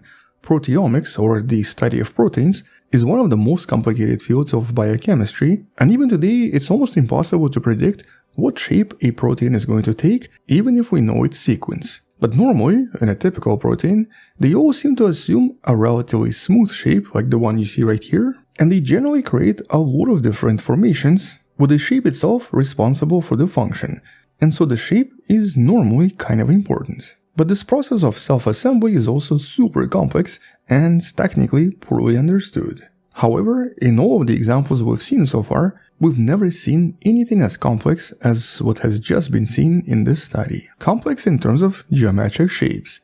It's an actual triangle, and that's basically the first time it's ever been seen. And not just a triangle, but a regular fractal that the enzymes seem to form as more and more assemble into this complex shape. But the first question the scientists were trying to answer is, okay, how exactly is it doing it though? And why is this happening? Well, it turns out here, maybe we have an answer. Normally, in a typical protein, when they basically assemble into their shapes and when they start organizing into something more complex three-dimensionally, they usually self-assemble in a very symmetrical way. Each of the chains inside the protein arranges itself in a very symmetrical way relative to its neighbors. And this eventually produces something almost perfect, very smooth. At least smooth on very large scales. But in this protein, as these chains start to assemble, they don't seem to do so symmetrically. They actually start forming very strange voids. And so basically, because of that asymmetrical assembly, some of these chains start to form unusual shapes inside, forming larger and larger voids. And these voids eventually start forming fractals. Here's roughly what all of this kind of looks like. And so basically all of this is just a result of some kind of an imperfection or asymmetrical arrangement that surprisingly results in these triangles that then grow larger and larger. And at least that's one of the more preliminary explanations. But then the other question is, okay, but does this actually do anything useful? Normally, in proteins, shapes are everything. And so does this triangle do anything? Is this actually the only way this particular enzyme works? Well, it turns out the answer is no. It does not have to be a triangle at all. As a matter of fact, this triangle is just a more complex shape formed by individual enzymes, and it really does not have to exist. And the scientists even tested this. They genetically modified the bacterium to not produce the fractal by basically changing the enzyme just a little bit, and the bacterial cells didn't care. They grew just as well, they did pretty much the same thing that other cells did, suggesting that these particular triangles don't seem to offer any advantage. Or at least they don't seem to offer any advantage that we can think of yet. And so at the moment this is actually believed to be completely accidental and will potentially disappear once this enzyme mutates and starts to form different shapes. But if this is a mutation, and if this is completely by accident, and if it's actually extremely temporarily, that is one huge accident. Just the fact that this bacterium formed a perfect Sierpinski triangle that basically has absolutely no use makes this one unusual coincidence. Although obviously, realistically speaking, maybe there is an advantage, it just has not been discovered yet. Maybe there's something that it does that we can't understand, and maybe this only affects the bacterium in certain conditions. But since we are seeing this, and since it seems to have no actual use, the main conclusion here is that, well, maybe this is not as uncommon as we think. Maybe these unusual accidents basically happen when the structure is not difficult to construct, such as in this case, where it's basically just a triangle. with the main conclusion being that this is just a result of minor mutations and is most likely going to be lost again in just a few million years. And so this triangle is not here to stay, especially because it seems to be in just this one species we've found so far. But this is also maybe not unexpected, since this enzyme is so crucial to life on the planet, and since pretty much all life has it, and it does come in slightly different shapes, it is expected to maybe at some point to evolve into something a little bit more unusual and a little bit more beautiful, such as the famous Sierpinski triangle, which is one of the simplest fractals we can think of. When it comes to life, and specifically individual cells that a lot of life, like us, are made out of, one of the more mysterious and more difficult questions to answer is in regards to the complexity inside the cell and how various structures formed over time. Because over billions of years of evolution, animal cells and plant cells, and specifically eukaryotic cells, developed a lot of complexity that relies on a concept known as endosymbiosis, a kind of a symbiotic relationship between various types of organisms providing for each other and getting something back in return. And the best example here is what you see in this video: mitochondria. Billions of years ago, mitochondria were most likely individual bacteria that were exceptional at producing energy, mostly in the form of a molecule known as ATP. And then at some point something happened, and they essentially formed a symbiotic relationship with various cells out there, providing that extra energy to them, and in return getting a lot of safety and essentially a house to live in. But obviously possibly something else. And so over billions of years, modern cells evolved to use mitochondria as an essential organelle in pretty much every cell inside our body. There are over 80 trillions of them inside of each of us, and basically almost every cell contains them. And something very similar happened to plant cells, and specifically various algae and chloroplasts. Another bacterium that was very good at photosynthesis that became absorbed by various algae, with some eventually evolving into plants. And so over billions of years, both mitochondria and chloroplasts became so specialized that they can't actually live outside of a typical cell. They require our cells for survival, and our cells even provide them with a lot of additional proteins in order to reproduce and in order to copy themselves over many generations. And so this process of ingestion of bacteria, where the host cell and the ingested bacteria eventually become codependent, seems to have happened at least 3 times. The absorption of chloroplasts potentially was the first time, with this beautiful picture of a typical moss showing us huge amounts of chloroplasts present in each of the cells inside this moss. Then we had the absorption of mitochondria, which became essential for a lot of more complex life on the planet, basically responsible for producing a lot of energy, but also for regulating a lot of things in our bodies, basically making these organelles pretty much crucial for more complex life. But then, a lot more recently, the researchers also discovered the most recent such case from an organism known as Polynella. And this is something that probably happened only 60 to maybe 100 million years ago, basically during the time of the dinosaurs, as opposed to billions of years ago, which is when we believe mitochondria and chloroplasts became part of various cells. And so approximately 60 million years ago, another cyanobacterium merged with amoeba, forming a new organelle known as chromatophore, or essentially a completely separate photosynthetic organelle that seems to only exist in these specific organisms, with all of this happening relatively recently in terms of geological scales. But basically this idea of various specialized bacteria getting swallowed and merging with various more complex cells and eventually becoming a part of them seems to be a relatively common scenario in evolution of complex life. And this idea today is known as the endosymbiotic theory.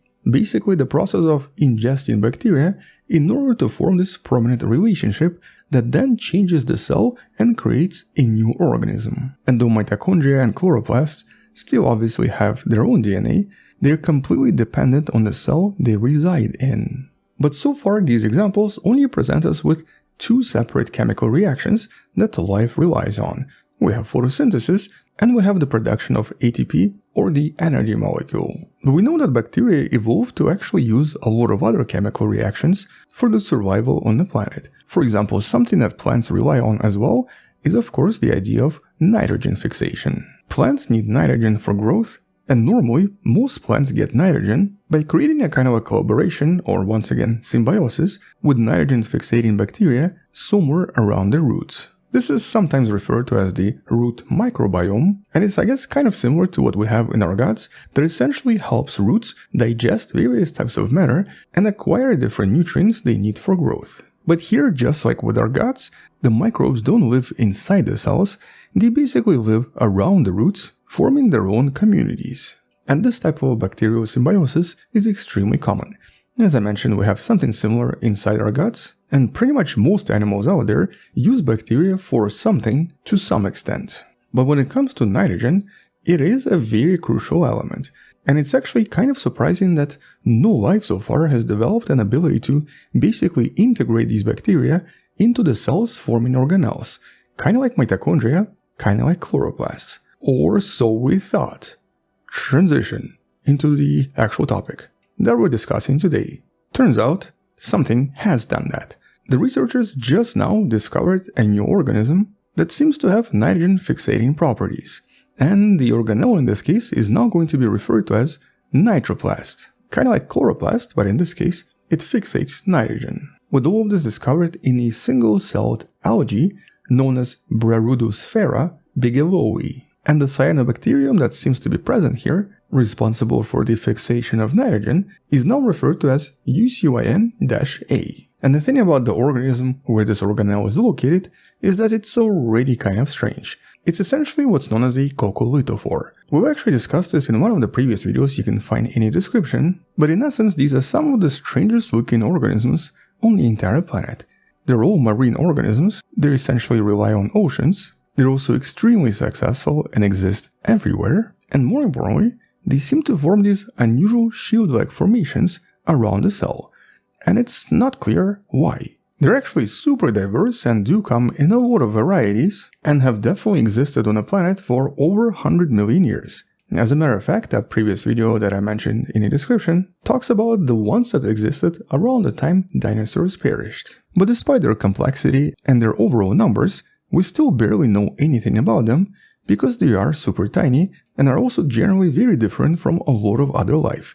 But the organism we're discussing today looks like this. It contains unusual 5-fold symmetry and contains 12 unusual pentagons, forming a kind of a dodecahedral structure, but only 10 micrometers in size. And these organisms are also autotrophic. They basically feed themselves. And so by covering themselves with this calcium shell, they kind of protect themselves from possible hazards outside. This unusual shell is known as the cocosphere, although the real reason why the cocosphere exists is still unknown.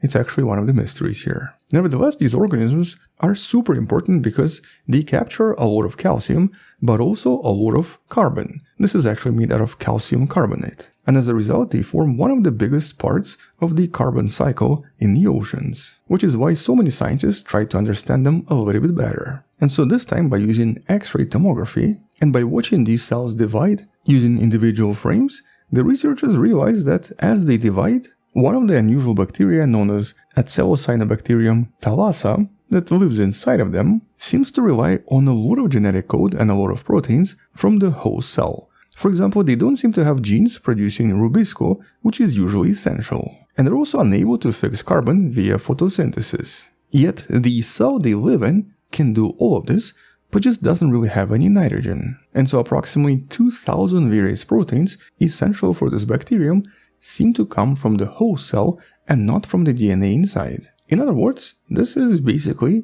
an actual organelle and not a bacterium anymore. And obviously, in return, it seems to fix nitrogen, allowing the host cell to then use it for food. And so basically this is the first ever known nitroplast. And so instead of relying on some kind of a culture of bacteria, like roots of plants, just like with mitochondria, this just became an organelle. Although obviously it's not clear when all of this happened. But what's I guess more impressive is that this is not just like one or two examples here. We're actually talking about an extremely widespread organism, pretty much found all over the planet, which basically means that this is a very successful evolutionary change that provides the host with some essential advantages. The fourth known organelle that used to be a bacteria.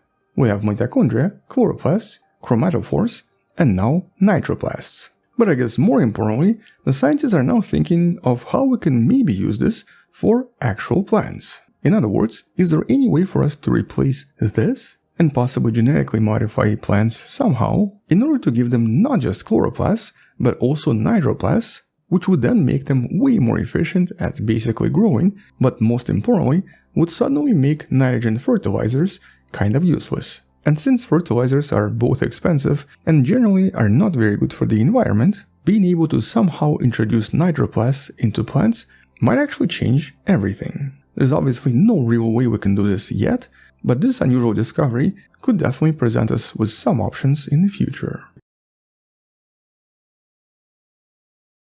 Something like 3 years ago, I made a video about viruses inside our DNA.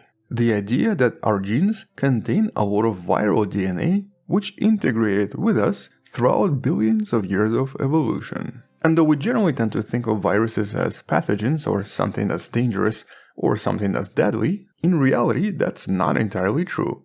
Actually, in most cases, that's almost entirely not true. The story here is a lot more complicated. Most viruses actually serve a really important purpose in a lot of different genetic functions inside complex cells. And over billions of years, they've become an integral and a very important part of a lot of different functions inside different cells. And though we've known for a very long time that approximately 8 to maybe even 10% of DNA is essentially different viral components, when it comes to understanding exactly what they do, that part of science is still in its infancy. And so, hello info person, this is Anton. Today we're going to discuss a few more studies in regards to viruses inside our DNA, with the main focus being evolution and development.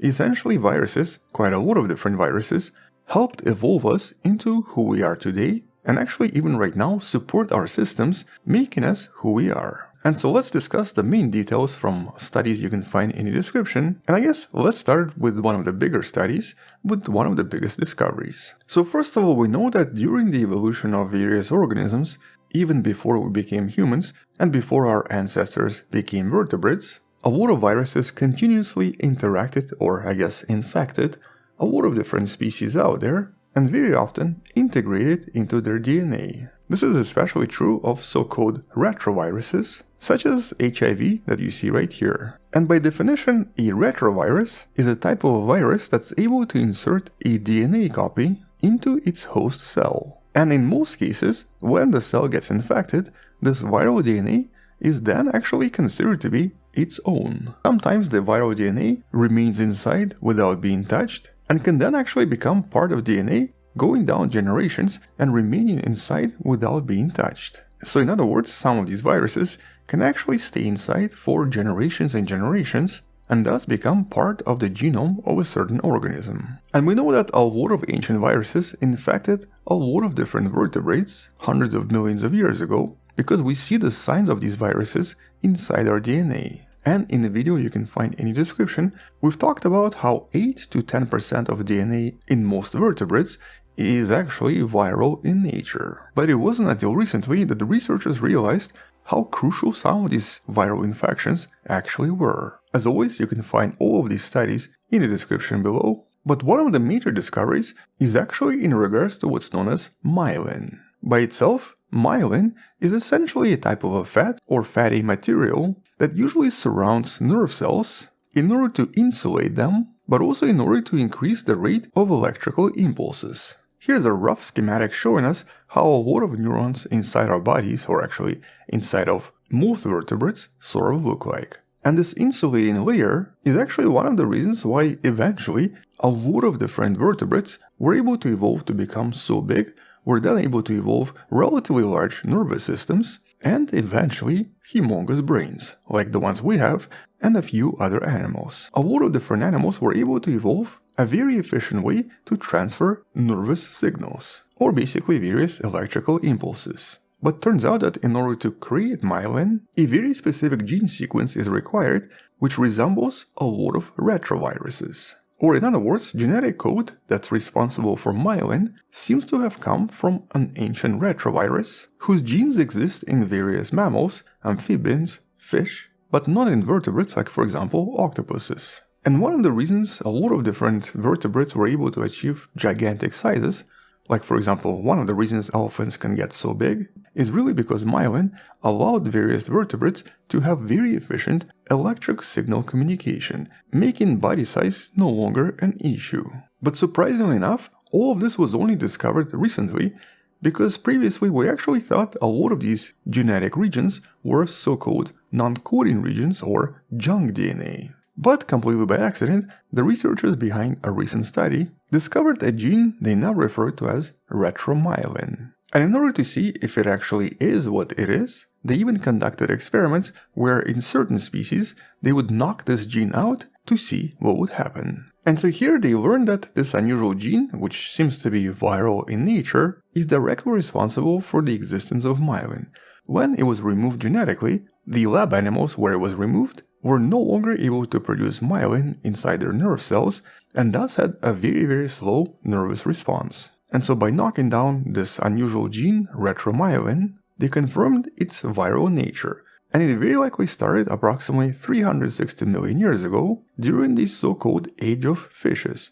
It's actually the same age when the jaws very likely evolved as well. And so quite a lot of species, mammals, birds, and even amphibians potentially have this gene, which dramatically improved electric signal communication inside complex bodies, thus allowing various species to react faster to, for example, predators, or vice versa, allowed various species to catch prey much faster. And that's because it increases signal strength without increasing the diameter of nerve cells, allowing neurons to be packed in a much smaller space. But it also provides protection and support. Likewise, it also allows for various animals to suddenly have much longer limbs, because then basically all of these signals can carry even if you have a really long body. But intriguingly, these viruses very likely did not affect invertebrates, such as for example octopuses and squid.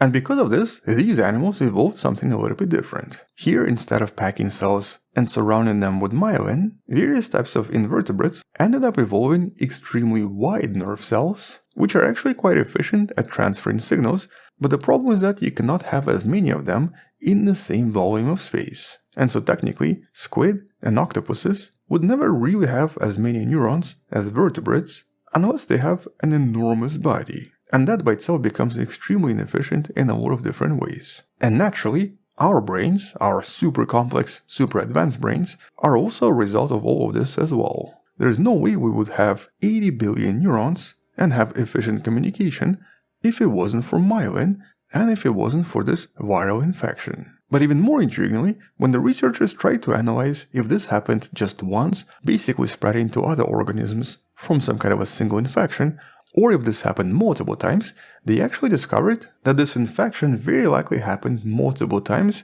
throughout millions of years. So this is something that affected many organisms, just not all of them, eventually causing some organisms to evolve complex brains and tremendously large bodies with very efficient electrical signals. Okay, so viruses clearly helped us evolve intelligence and large bodies. What else? Well, it turns out that quite a lot more. Turns out that even placenta, one of the most important features of being a mammal, is very likely a result of a viral pathogen as well. And this is possibly something that happened approximately 500 million years ago. And so here, genes from some kind of a retrovirus that very likely infected early organisms once again, resulted in a strange protein known as MERV-L-GAG, an unusual genetic sequence that results in a strange protein. A protein that actually helps manage the embryo development minutes and hours after fertilization. In other words, as soon as the embryo is created, at least one virus, but potentially a lot more, seems to create a bunch of proteins that start the process responsible for creating embryonic cells, with a lot of these viruses even controlling how various stem cells differentiate and how they then become very specific types of cells in various types of animals. But even more strangely, the highest levels of this viral gene that then creates this unusual protein was actually during the earliest phases of embryonic development, literally suggesting that these viruses seem to guide early development in pretty much most animals. especially animals using sexual reproduction. And this was actually captured in a lot of these pictures you see right here, with tiny viral particles visible in different colors, which by itself is really mind-blowing. These ancient viruses that are basically inside our DNA and have been there for millions of years seem to be directly responsible for forming life even from the first seconds after fertilization. And naturally, because of this discovery, medical researchers already started to look at this in order to understand potential issues and potential problems with infertility or developmental issues in the first few days. And so this research doesn't just tell us that viruses are crucial, it can also lead to some medical breakthroughs. But if this wasn't enough, well, viruses actually don't stop there either. They also seem to support the embryo by basically suppressing the immune system in order to avoid embryo destruction. And that's because during the process of fertilization, half of the DNA is from a different organism, I guess the father. And so in order to prevent mother's body from destroying it, the immune system has to be somehow shut down. And it turns out that something happens inside placenta that once again involves a bunch of viruses. But here it does something really tricky.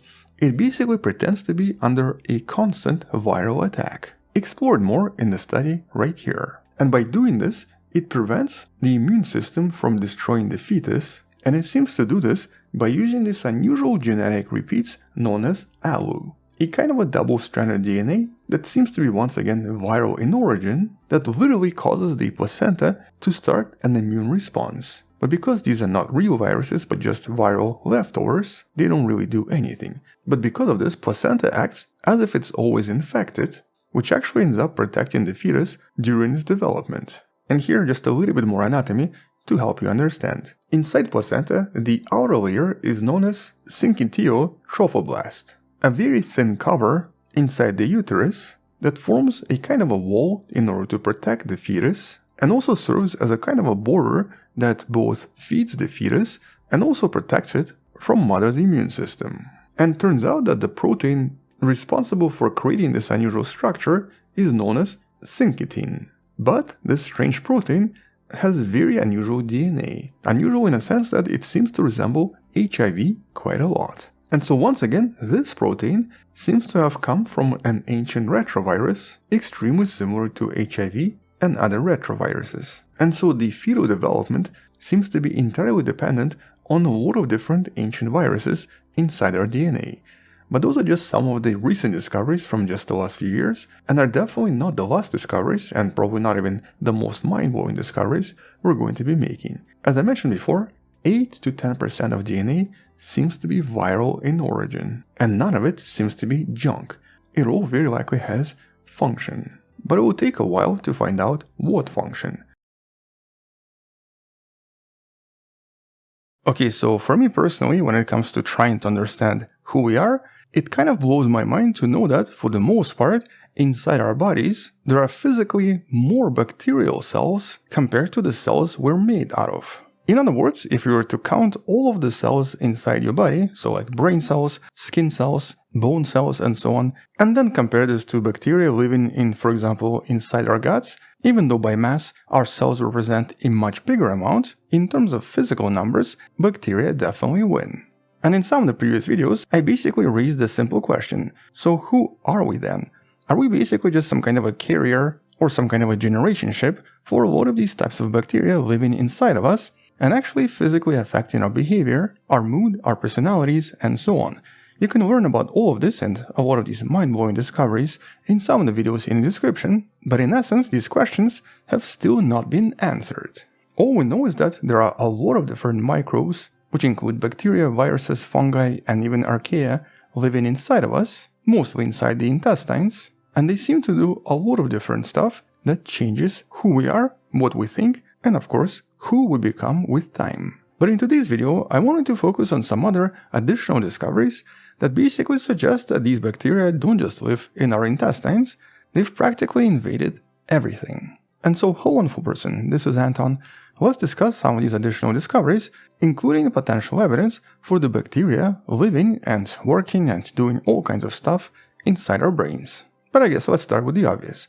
We still know so little about this topic So for the most part, all of this is still speculation, but speculation based on solid evidence, with a lot of evidence basically suggesting that many of these bacteria play a super important role in basically providing everything for us, and most importantly, in maintaining our health. With all of this technically discovered over 400 years ago. Here the story starts with a famous Dutch scientist, Anton van Leeuwenhoek, who essentially back in the late 1600s decided to investigate inside his own mouth, in the process discovering what he then referred to as animalcules, tiny organisms that he wasn't sure how to explain, but that he tried to do in a lot of his books, technically making him the father of microbiology. And this was of course the discovery that microbes live inside our mouths. Here they most likely aid in digestion by breaking down a lot of more complex carbohydrates into much simpler sugars. At least that's one of many proposed functions that they seem to serve.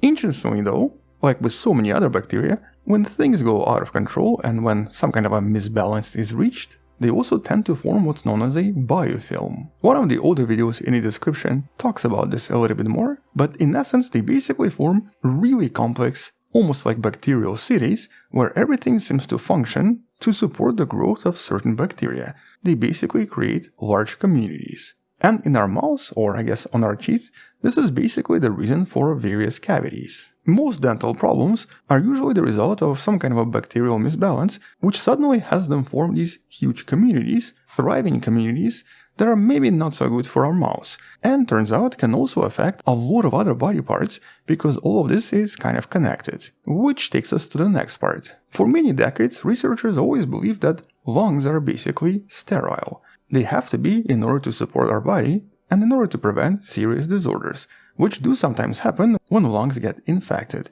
But turns out that's not the case at all. Turns out lungs are never sterile and seem to always contain microbes. And some of these microbes are potentially very similar to the ones we find inside the mouth and inside nasal cavities. And so naturally some of them basically make their way into the lungs, but some of them potentially interact with each other and kind of influence one another to some extent. So basically there seems to be some kind of an interaction and potentially some kind of an interdependence between different types of microbes in different body parts. A lot of these are actually relatively recent discoveries, but these discoveries do suggest that microbes exist in many body parts where we thought they couldn't possibly exist. And they also seem to play an extremely important role in various immune responses. As a matter of fact, there seems to be a connection between things like asthma and once again misbalance of bacteria in the lungs. Some of this is explored more in the study you can find in the description from 2017. But in a much more recent study from a couple of years ago, researchers were able to even describe how these microbial communities can eventually lead to major problems, once again forming biofilm, eventually leading to what the researchers referred to as bacterial burden. And interestingly, by using genetic analysis of various bacteria, they even kind of created a basic map of what kind of bacteria we can find in various locations. And so as you can see here, all of us have a lot of different co-inhabitants. Not to mention we also have a bunch of them on our skins maintaining skin health, with the imbalance usually leading to things like, for example, acne. And well, pretty much every single body part so far seems to have some bacteria, but it was always believed to be not the brain. A protection layer known as the blood-brain barrier was always believed to be responsible for essentially protecting the brain from most of the particles and most of the toxins. With a lot of additional research even establishing that certain disorders, such as for example dementia and Alzheimer's, might actually be the result of some kind of a leak inside the blood-brain barrier, which sometimes lets harmful substances inside the brain. With additional Alzheimer's research, even eventually discovering potential bacterial fragments inside the brains of people with Alzheimer's. And so there was basically a kind of a suggestion that even though the brain is sterile, maybe bacteria are responsible for some of these problems we do have eventually, especially as we get old. But that was apparently maybe a somewhat primitive approach and possibly did not explain anything, as a lot of recent studies started to suggest. And the first such suggestion came in 2013. This was a study based on the microbial populations inside the brain of people with HIV, essentially trying to figure out if HIV patients were possibly in danger of infection inside their brains. And so here, by comparing brain tissue of HIV patients with people who were not infected, they did find signs of non-human genetic material from possibly 173 types of bacteria inside the brains of patients infected with HIV. But this wasn't really the surprising part. The surprise came from the brains of the control group or the healthy patients. All brains from all groups seem to contain bacterial signs, or at least signs of bacterial DNA, because it's surprisingly difficult to confirm actual bacteria, mostly due to various types of contamination. Nevertheless, a more thorough investigation basically confirmed signs of bacteria and even fungi inside brains of healthy people, but also viruses that infect bacteria and possibly Archaea as well, with further genetic analysis establishing that about 20% of them were genetically similar to bacteria inside the guts, and also similar to a lot of other bacteria we usually find in certain other body parts. But nevertheless, there were more bacterial signs and more diverse bacteria inside brains of various patients. So here we're talking about Alzheimer's or HIV, which potentially implies that, just like with, for example, a tooth decay, maybe here they once again establish some kind of a bacterial colony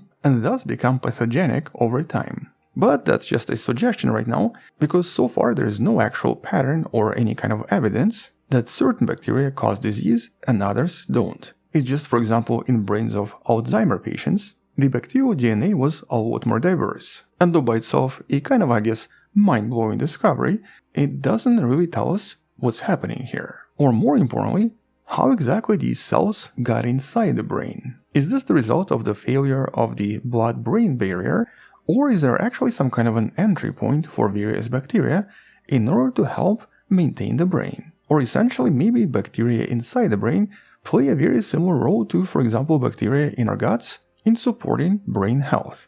Now obviously nobody knows what exactly is happening here, but that's right now maybe one of the implications. And interestingly, at least one of the most recent studies from 2023 was actually able to find an interesting connection between Alzheimer's and bacteria inside our mouths. Here once again, by looking at certain bacteria in the oral cavity or inside the mouth, the researchers discovered that some bacteria such as Porphyromonas gingivalis, the one that's occasionally responsible for different types of gum disease, are also able to produce what's known as an amyloid. Essentially a collection of proteins folded in a very specific way that in many cases in human body usually results in different diseases. But when it comes to the brain, amyloids are very often associated with Alzheimer's, at least when they start clumping and produce certain shapes. And because this bacteria was also found inside the brain, here the researchers are basically drawing a kind of a connection, with the connection being that oral health and the sudden takeover of these types of bacteria producing oral cavities and gum disease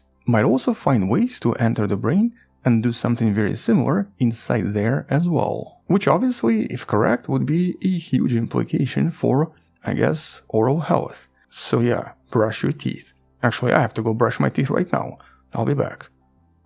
Okay, I'll do it after the video. But the main point here is really the idea of balance. As long as there's balance, and as long as bacteria don't actually start forming these microfilms, everything seems to be fine. But as soon as we let them establish this, it can potentially lead to additional problems inside other body parts, especially if all of this starts to spread. And some of them seem to even find ways to enter the brain. And though naturally there are probably similar bacteria already in the brain doing a lot of good stuff, for some reason, for reasons we still don't understand, sometimes they change and sometimes they become pathogenic. But even more importantly, all of this highlights how little we know about our co-inhabitants and how big of a role they play in our health and of course in everything about us. As I mentioned in that video from, I guess, a few months ago, they even influence our personalities and the way we think. And that's not even including the ones inside our brains. All of this even comes from our guts, from the bacteria living inside our intestines. And so I guess the bottom line here is, this is maybe one field we seem to know so little about, and that seems to be so influential when it comes to human health. And so hopefully in the next few years, someone will finally be able to produce a much more comprehensive atlas of bacteria inside of us, which can possibly help us understand how certain bacteria help us and how certain other bacteria might create problems. So let's discuss LUCA, which if you go on Google takes you to this, but that's not the LUCA we're looking for. In this case, we're going to be discussing the last universal common ancestor, which is essentially a concept in evolutionary biology that refers to some kind of an organism that pretty much everything on Earth came from. The organism that most likely began it all. So essentially the ancestor of all animals, all plants, all bacteria, and of course all Archaea. And extremely recently there's actually been a new study that used an extremely thorough genetic analysis to learn a little bit more about this unusual organism and to essentially find out when it most likely lived and what it most likely ate. And so, hello info person, this is Anton. Let's discuss this new study about LUCA and find out what the scientists discovered. But I guess first, a brief clarification. When it comes to animal life, today we think it's most likely an organism referred to as Metazoan, the last common ancestor of all animals. We actually have no idea what it might have looked like, but some scientists believe it might have been something similar to this. And this very likely existed over 600 million years ago. It was very likely a tiny organism that eventually resulted in all animals. But in order to discover the common ancestor of all life, we're going to have to go back in time a few billion years ago. And so over the past few decades, several studies came out trying to figure out what this LUCA might have been like. Here's actually one of the older papers, and I guess one of the more popular ones, that you can find in the description. And so in a lot of previous studies, scientists like Madeleine Weiss were able to analyze millions of different genes and hundreds of thousands of different protein clusters in order to figure out some of the potential genes that might have been in common and to then trace back their origin. And well, back then, the scientists have already established that this organism very likely had a lipid bilayer, essentially very similar to all common life and all of the cells inside our body, and it most likely used DNA and of course RNA to create proteins. And it most likely already possessed a lot of other cellular machinery used in cells today. For example, things like ribosomes that are used to create proteins. And according to those earlier studies, it potentially lived in oxygen-free environments and used some kind of a CO2 fixing and maybe nitrogen fixing, while basically being dependent on hydrogen and residing very close to hydrothermal vents, geochemically active and environmentally rich environments that essentially provided it with everything: CO2, hydrogen, even iron that it potentially used to create various proteins. But in these earlier studies, some of this was basically just assumptions without any concrete evidence. There was maybe just a little bit too uncertain about its actual biochemical mechanisms and about its metabolism and what exactly it survived on. And naturally, trying to answer these questions is really important, not just to understand the origins of life, but basically to understand how life began on Earth and what sort of a planet could have even started this kind of life, or in other words, what planets we should be looking for if we want to find alien life somewhere out there. And so in order to try to figure out some of these additional questions, this recent study tried to focus on even more universal properties of modern life in order to figure out what LUCA might have been like. For example, one question we actually have no answer to is, what about viruses? Did viruses come before LUCA or after LUCA? And if they came after LUCA, were they actually responsible for the sudden explosion of evolution? And are they actually the reason why a lot of super complex life eventually evolved? But if they start before LUCA, then it's actually not clear what viruses came from. But I guess this particular topic we'll discuss in some of the future videos. Subscribe and stuff. But essentially we're going to be discussing this. The most recent study from July of 2024 that conducted the most complex and I guess the most ridiculous genetic analysis, creating a ridiculously complex and an extremely large tree of life, or technically genetic tree, in order to find out which genes potentially came from LUCA and thus figure out what kind of an organism this really was. And naturally a lot of this is kind of challenging. First of all, because we actually have no fossils of any of this, and second of all, because the scientists in this case have to use a lot of modern bacteria and modern archaea, and then try to analyze their genetic code, looking for various similarities and looking for potential genes that could have been in existence for billions of years. And the important side note here is that LUCA was not actually the first organism. It was not the first form of life. Something definitely existed before this organism, and something else might have also been not the last, but the first universal common ancestor, which I guess we can call FUCA. And so quite a lot of life definitely existed way before LUCA, possibly for hundreds of millions of years. But only one organism seemed to have then led to the evolution of everything. And so essentially here the researchers conducted a very thorough search of approximately 700 genomes from 350 archaea and 350 bacteria. And in this case they did not use eukaryotes, or I guess us, mostly because today we know eukaryotic cells very likely evolved much more recently from possibly a combination of bacteria and maybe archaea. And in order to then sort all of these genes into some kind of a family, they relied on a database you see right here, Kyoto Encyclopedia of Genes and Genomes. Free to use, free to access, should be in the description below. And the point of all of this was to basically figure out various metabolic pathways that a lot of this early life potentially had. So in other words, did they actually rely on carbon and nitrogen, or did they use something else in order to survive? And so that's what you're looking at here. This is the image of metabolic pathways inferred to be present in LUCA from approximately 700 genomes of modern bacteria and modern archaea.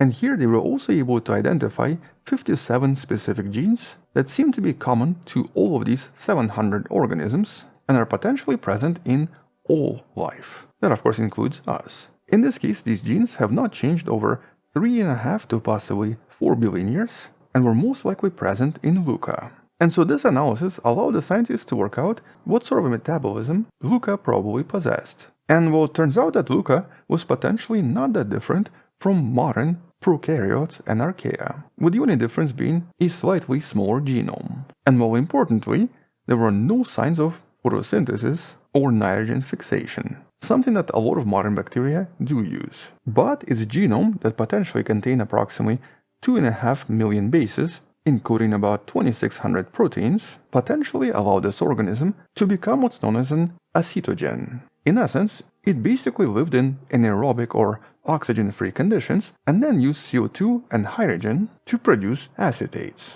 an important nutrient for a lot of different additional microbes that we actually find in a lot of different insects, such as for example termites. And interestingly, modern archaea and modern bacteria very often actually live with acetogens, creating a very diverse niche where a lot of different molecules and a lot of really complex nutrients are then generated for basically everyone else. And so here the scientists also believe that LUCA, based on its metabolism, was probably part of a much larger niche and a much larger microbial community where hydrogen was constantly recycled and other microbes might have used additional atmospheric photochemistry in order to produce a kind of a first productive ecosystem. In other words, LUCA was unlikely to be a kind of a solo organism. It most likely relied on a lot of other microbes and was extremely likely a part of a much larger community, but in the end was probably the only survivor, or I guess the most successful survivor. And more intriguingly, there are even signs of some kind of an early immune system, supposedly to fight viral infections. And that of course implies that viruses very likely came before LUCA and were already established in various niches, causing all sorts of mutations. And so the signs of this immune system in LUCA definitely suggest viruses were much older. Intriguingly, its immune system is based on what's known as CRISPR, which, as you might know already, in the last decade or so has been essentially perfected to now modify any gene anywhere. So this is a kind of a present from bacteria that the scientists discovered a while back, realizing they can actually use this for genetic modification. So most of the GMO stuff that we have today, the result of the CRISPR gene editing, seems to have already existed in these super ancient organisms. But the question is, of course, when did they actually exist? How old is LUCA? And in this case, by using a statistical analysis of genetic drift, genetic modification, and combining the tree of life they created for the study, researchers were able to analyze this molecular clock, establishing a potential minimal age for LUCA. Here they actually relied on something known as paralogous genes, and so by using these gene copies, they worked out that LUCA most likely existed 4.2 billion years ago. So basically, 300 million years after the formation of the planet. It means that life on Earth most likely started super quickly, evolving rapidly within just a few million years as soon as Earth cooled down and acquired a deep enough ocean. And because LUCA in this case was definitely part of a larger niche and resided with other microorganisms, these types of established communities suggest that life started on Earth pretty much almost right away. But naturally, as we discover more and more bacteria and archaea and analyze more and more genes, the evolutionary models for all of this will most likely improve as well, and we will definitely get even more information about LUCA in possibly the next 5 years. The last paper about LUCA was about 5 years ago, and so assuming the same progress, we might get even more detail by 2030. But when it comes to trying to figure out what kind of Earth all of this began on, that's maybe not the question we can answer yet. Hello wonderful person, this is Anton, and in this video we're once again going to discuss a somewhat unusual organism that was just discovered that currently does not make a lot of sense. An organism referred to as Scoliomonas lytria that seems to be the first of its kind to be discovered without basically any sign of mitochondria. And that by itself is strange for reasons we're going to be discussing in this video. And so let's discuss all of this, but first let's actually discuss mitochondria and of course talk about previous discoveries from the last few years. Actually not so long ago, in a video you can find in the description, we discussed an unusual parasite that seems to infect salmon that was also strangely discovered to possess no mitochondria whatsoever. In other words, this organism was not actually breathing in the same way like a lot of other eukaryotes and seemed to be using some other techniques. But the first such organism was originally found in 2016.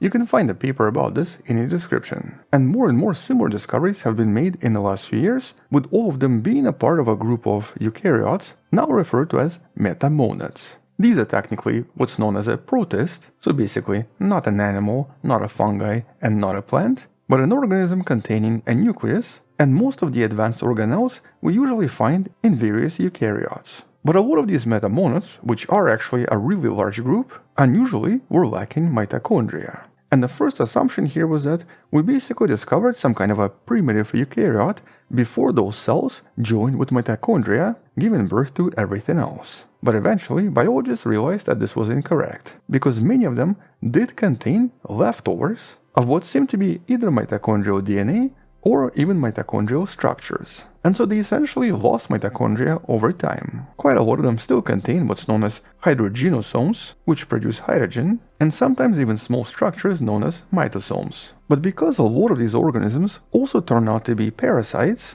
or in some rare cases were living as symbionts with something else, eventually it all made sense. Many of these metamonads were basically able to consume all of the energy needed and no longer needed mitochondria. Or at least this was the case for the ones discovered so far. And so basically any protist that was a parasite seemed to eventually lose the need for mitochondria, which would slowly disappear as it seemed to be no longer needed. But as you might know from your biology class, or as you might have read somewhere else, mitochondria in general are super crucial for any eukaryotic cell. It's actually not just responsible for energy, it has a lot of other functions, including a lot of crucial control and intercell communication.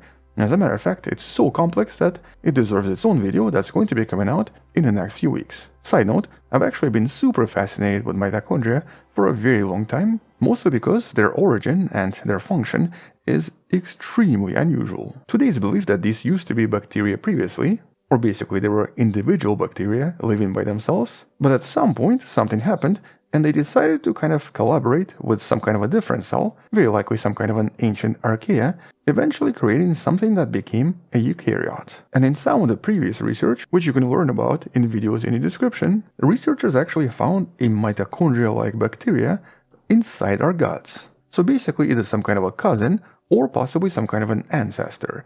Likewise, in a separate study, researchers even found the original Archaea cell, today referred to as an Asgard cell, that very likely joined with these bacteria. These discoveries are somewhat recent, and so there's still quite a lot to learn. But because of their importance in a typical eukaryotic cell, it was always believed that most eukaryotes probably rely on them at all times. I mean, for example, in our own body, even though most cells, the red blood cells, don't actually contain mitochondria, most of the other cells contain anywhere from just a handful all the way to several thousand and sometimes even a million. For example, a typical muscle cell contains approximately 2000 because they are super important. But if we suddenly discover some kind of a eukaryotic organism that does not have mitochondria, it doesn't actually make a lot of sense for one simple reason. Mitochondria are super efficient at producing energy, and eukaryotes require a lot of energy.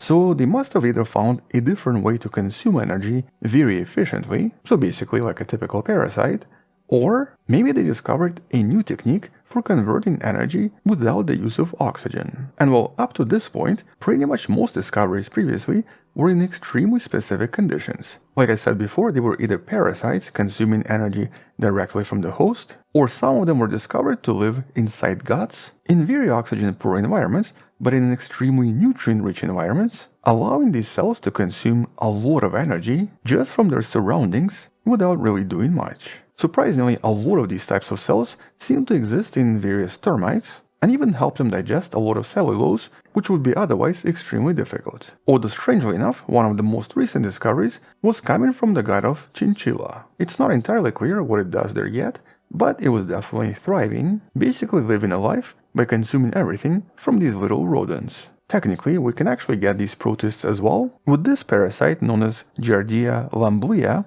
that seems to even contain 2 nuclei, being very well known for causing major diarrhea. But once again, no mitochondria inside. Yet in this recent study, researchers discovered something entirely different.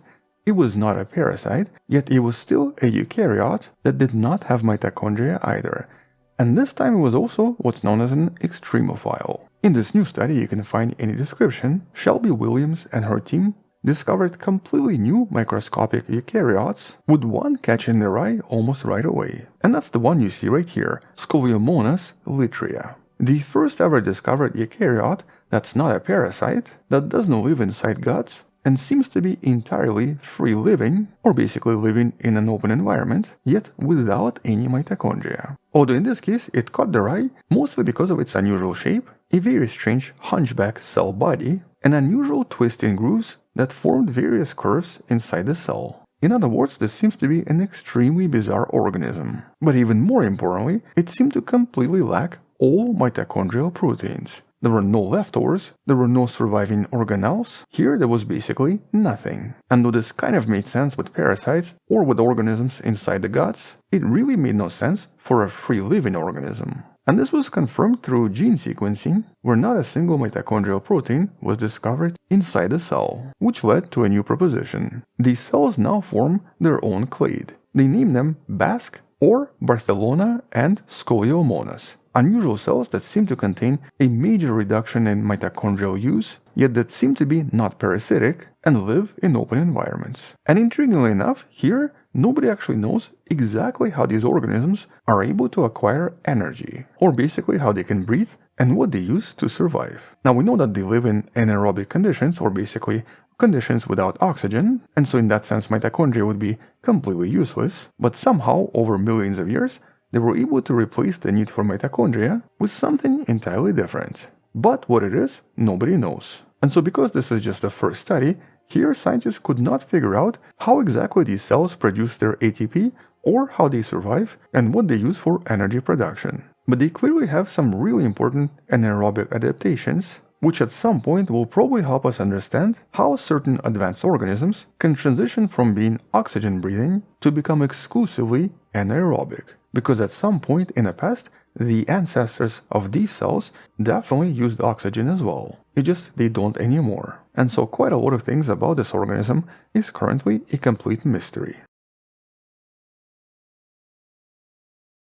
Okay, let's discuss the origins of complex life on planet Earth based on one of the more recent studies focused on a very strange type of Archaea. An Archaea known as Asgard, or technically Asgard Archaeota, that many different biologists believe might have actually been our ancestor approximately 2.2 billion years ago. And turns out, according to the research you can find in a description, they might have even helped us develop certain types of immunities against certain types of viruses. And so, hello wonderful person, this is Anton. Let's briefly discuss the origins of life on planet Earth once again, but in this case focus on this very specific type of life that was actually only discovered less than 20 years ago. But first, very brief basics when it comes to life on planet Earth.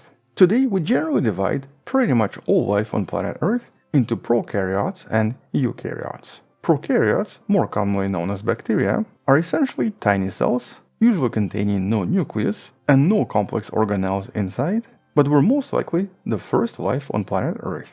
In comparison, eukaryotes are much more complex, usually store their DNA inside a nucleus, and have a lot of complex machinery and complex structures on the inside. with one such structure, mitochondria, potentially being an ancient bacteria that basically found its way inside the cells, eventually forming a symbiotic relationship. But it wasn't until more or less recently that the scientists realized that there was also a third domain of life, Archaea. Archaea, in some sense, also resemble bacteria. They don't have nuclei, and they don't generally have any organelles, but they actually produce and use energy in very similar ways to a typical eukaryote, not bacteria. And so in some sense, they're actually a lot more similar to eukaryotes or more complex cells as opposed to more primitive bacteria. And well, in the last 10 years, because of the discoveries about Archaea, we've actually come really far in terms of understanding the evolution of complex life on planet Earth. Now, in one of the most recent videos you can find in the description, we've actually discussed the discoveries in regards to multicellularity, or basically how we think simple cells became complex cells over time. There's a really exciting discovery coming from one of the lakes out there, where scientists essentially discovered a potential ancestor, or at least a kind of a missing link, when it comes to the formation of a complex multicellular organism. But here in this recent study, we're basically taking a small step back. We're trying to figure out how exactly eukaryotic cells formed. Or basically, why is it that we actually have bacteria, archaea, and eukaryotes, which then form all of these multicellular complex animals, including us. So basically, what formed the domain of eukaryotes that essentially contains animals, plants, fungi, and protists?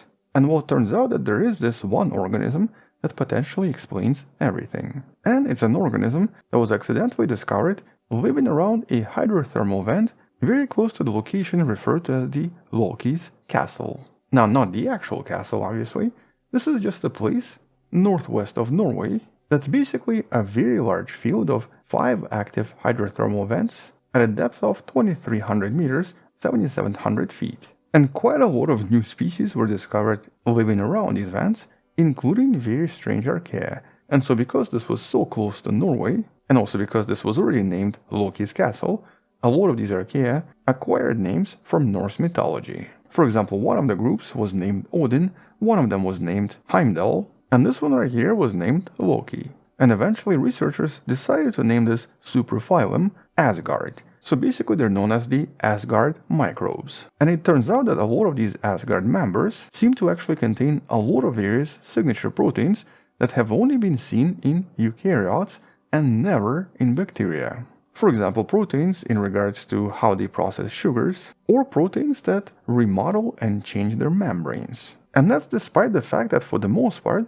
these archaea are actually anaerobic in nature. They don't breathe oxygen, and technically oxygen is even toxic to them. Yet they still contained a lot of similarities to much more complex eukaryotic cells, but also turn out to be distributed in a lot of different habitats on the planet. As a matter of fact, a lot of these Loki archaeota and Thor archaeota seem to live in a lot of different places on the planet. Some even reside inside animals. As a matter of fact, some scientists suggested that we might even have them inside our guts right now. But as I mentioned, they contain features only seen in eukaryotes previously, suggesting a direct evolutionary connection. Now, I'm not going to go through specific details because a lot of this stuff is super technical and involves a pretty decent knowledge of genetics, but you can read about all of this in one of the studies in the description if you have the know-how and are super curious. But it's really in the last 5 years that the scientists started to make some really incredible discoveries.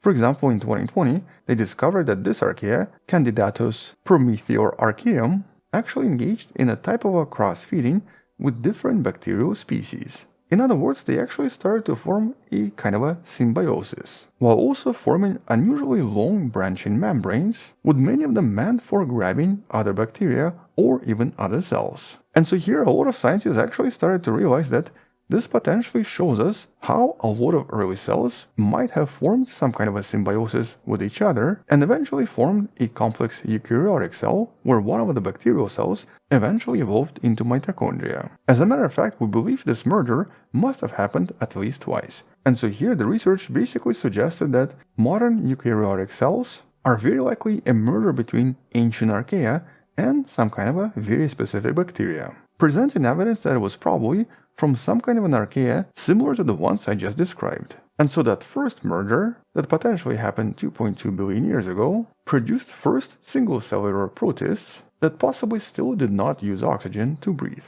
But then the second merger, very likely involving some kind of a bacteria that eventually became mitochondria, produced the ancestor of animals and fungi, but also an ancestor that then merged with cyanobacteria to eventually produce plants. Or at least that's the story we have right now, based on genetic analysis and based on what we see when we look at the diversity of the tree of life. And so basically both plants and animals very likely evolved at different times from the symbiosis between ancient Archaea, and specifically these Asgard Archaea, and various types of specialized bacteria. And now we have even more proof of this based on a study involving immune systems. And so here in a study you can find in the description, Pedro Leao and his team focused on trying to figure out the origins of the immune system by looking at these ancient Archaea and by seeing how they fight various viruses. And well, it turns out that we did actually inherit certain immune techniques directly from these ancient Archaea. And so here, by analyzing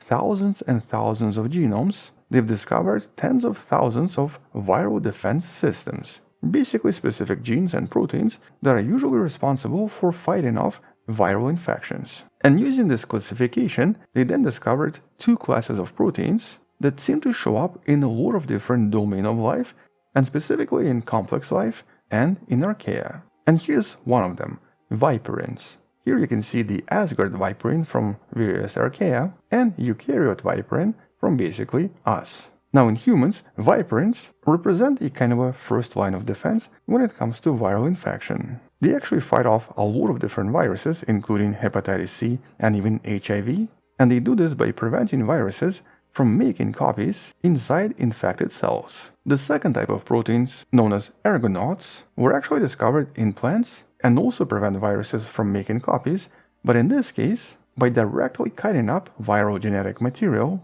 thus making it kind of useless. Here's roughly what this protein looks like in a typical eukaryote. And well, it turns out that Archaea have them as well, and they also have an uncanny resemblance that would be impossible to create by chance. In other words, there's a direct link, and it seems to be an evolutionary link. Moreover, these genes seem to have changed very little in the last 2 billion years, suggesting that they basically remain the same, probably because they were so successful and so useful. Which of course suggests that these Asgard Archaea very likely represent that missing link and were potentially these ancient cells that eventually merged with bacteria to produce eukaryotes. With bacteria in this case also introducing other immune mechanisms that are still present in our cells even today. But naturally, not all of them are the same. As a matter of fact, Asgard Archaea have at least 89 unique systems that seem to be only present inside their cells, with only 2 of them, ergonauts and viperins, also present in eukaryotes. Which basically means that there are still quite a lot of questions to answer when it comes to understanding exactly what happened 2.2 billion years ago. But because of these discoveries of Asgard bacteria, the picture now is much more clear than a decade ago. It's extremely likely that all our cells were basically a result of a symbiosis between Archaea and bacteria, which somehow, for some reason, worked so well that it spread everywhere on the planet. And eventually it became so efficient that it started to produce much more complex bodies, evolving into systems of trillions of cells, all functioning at once and all interacting and helping each other, resulting in more and more complexity over time.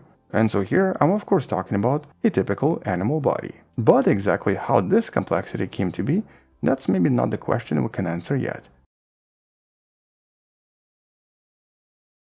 Hello wonderful person, this is Anton, and in this video we're going to discuss a relatively recent research that basically creates something extremely groundbreaking. In essence, a fully three-dimensional map of an actual brain that doesn't just show us the location of neurons, but actually shows us the connections and even the interaction of neurons during certain complex behavioral interactions.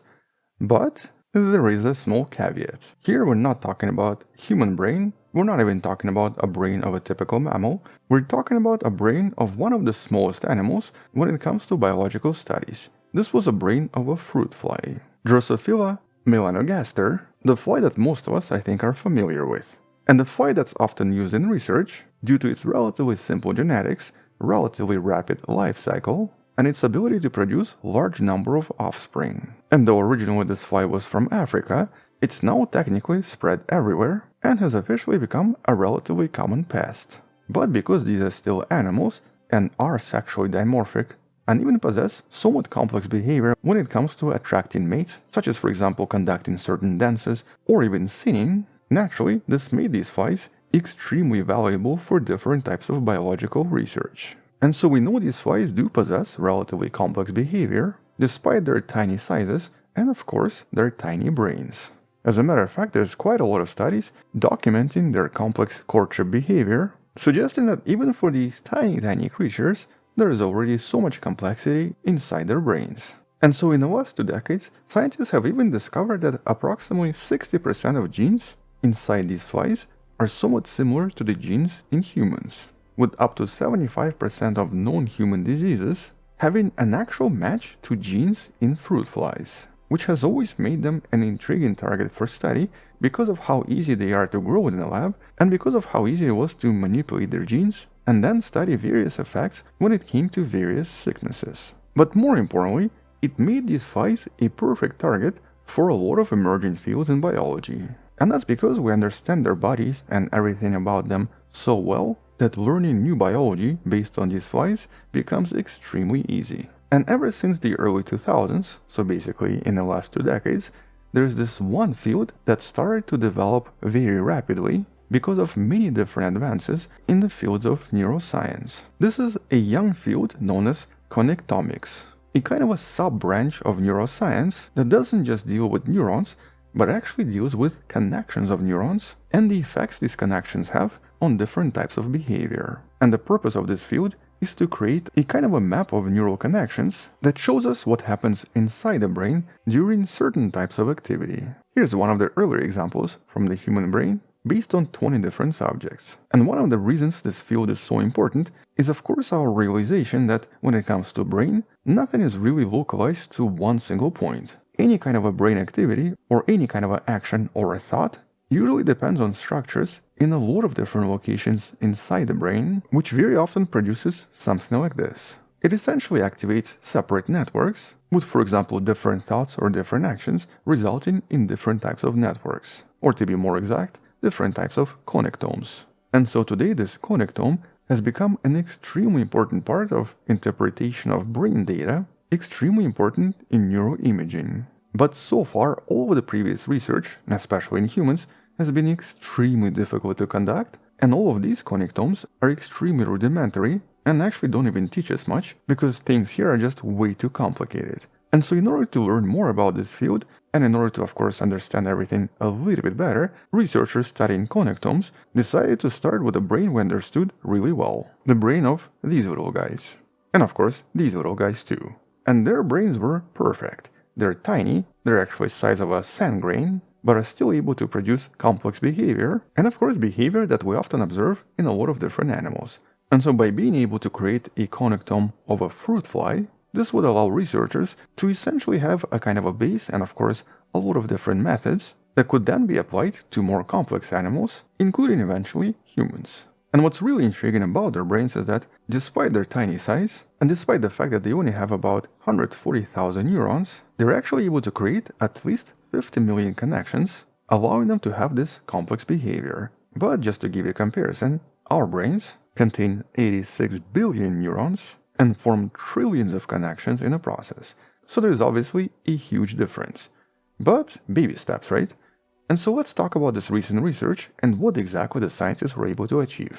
And here the study by Philip Schlegel and his team that was just published in Nature, for the first time ever, was able to create a complete three-dimensional map and a complete multi-connectome of a typical Drosophila. And well, technically that's basically it.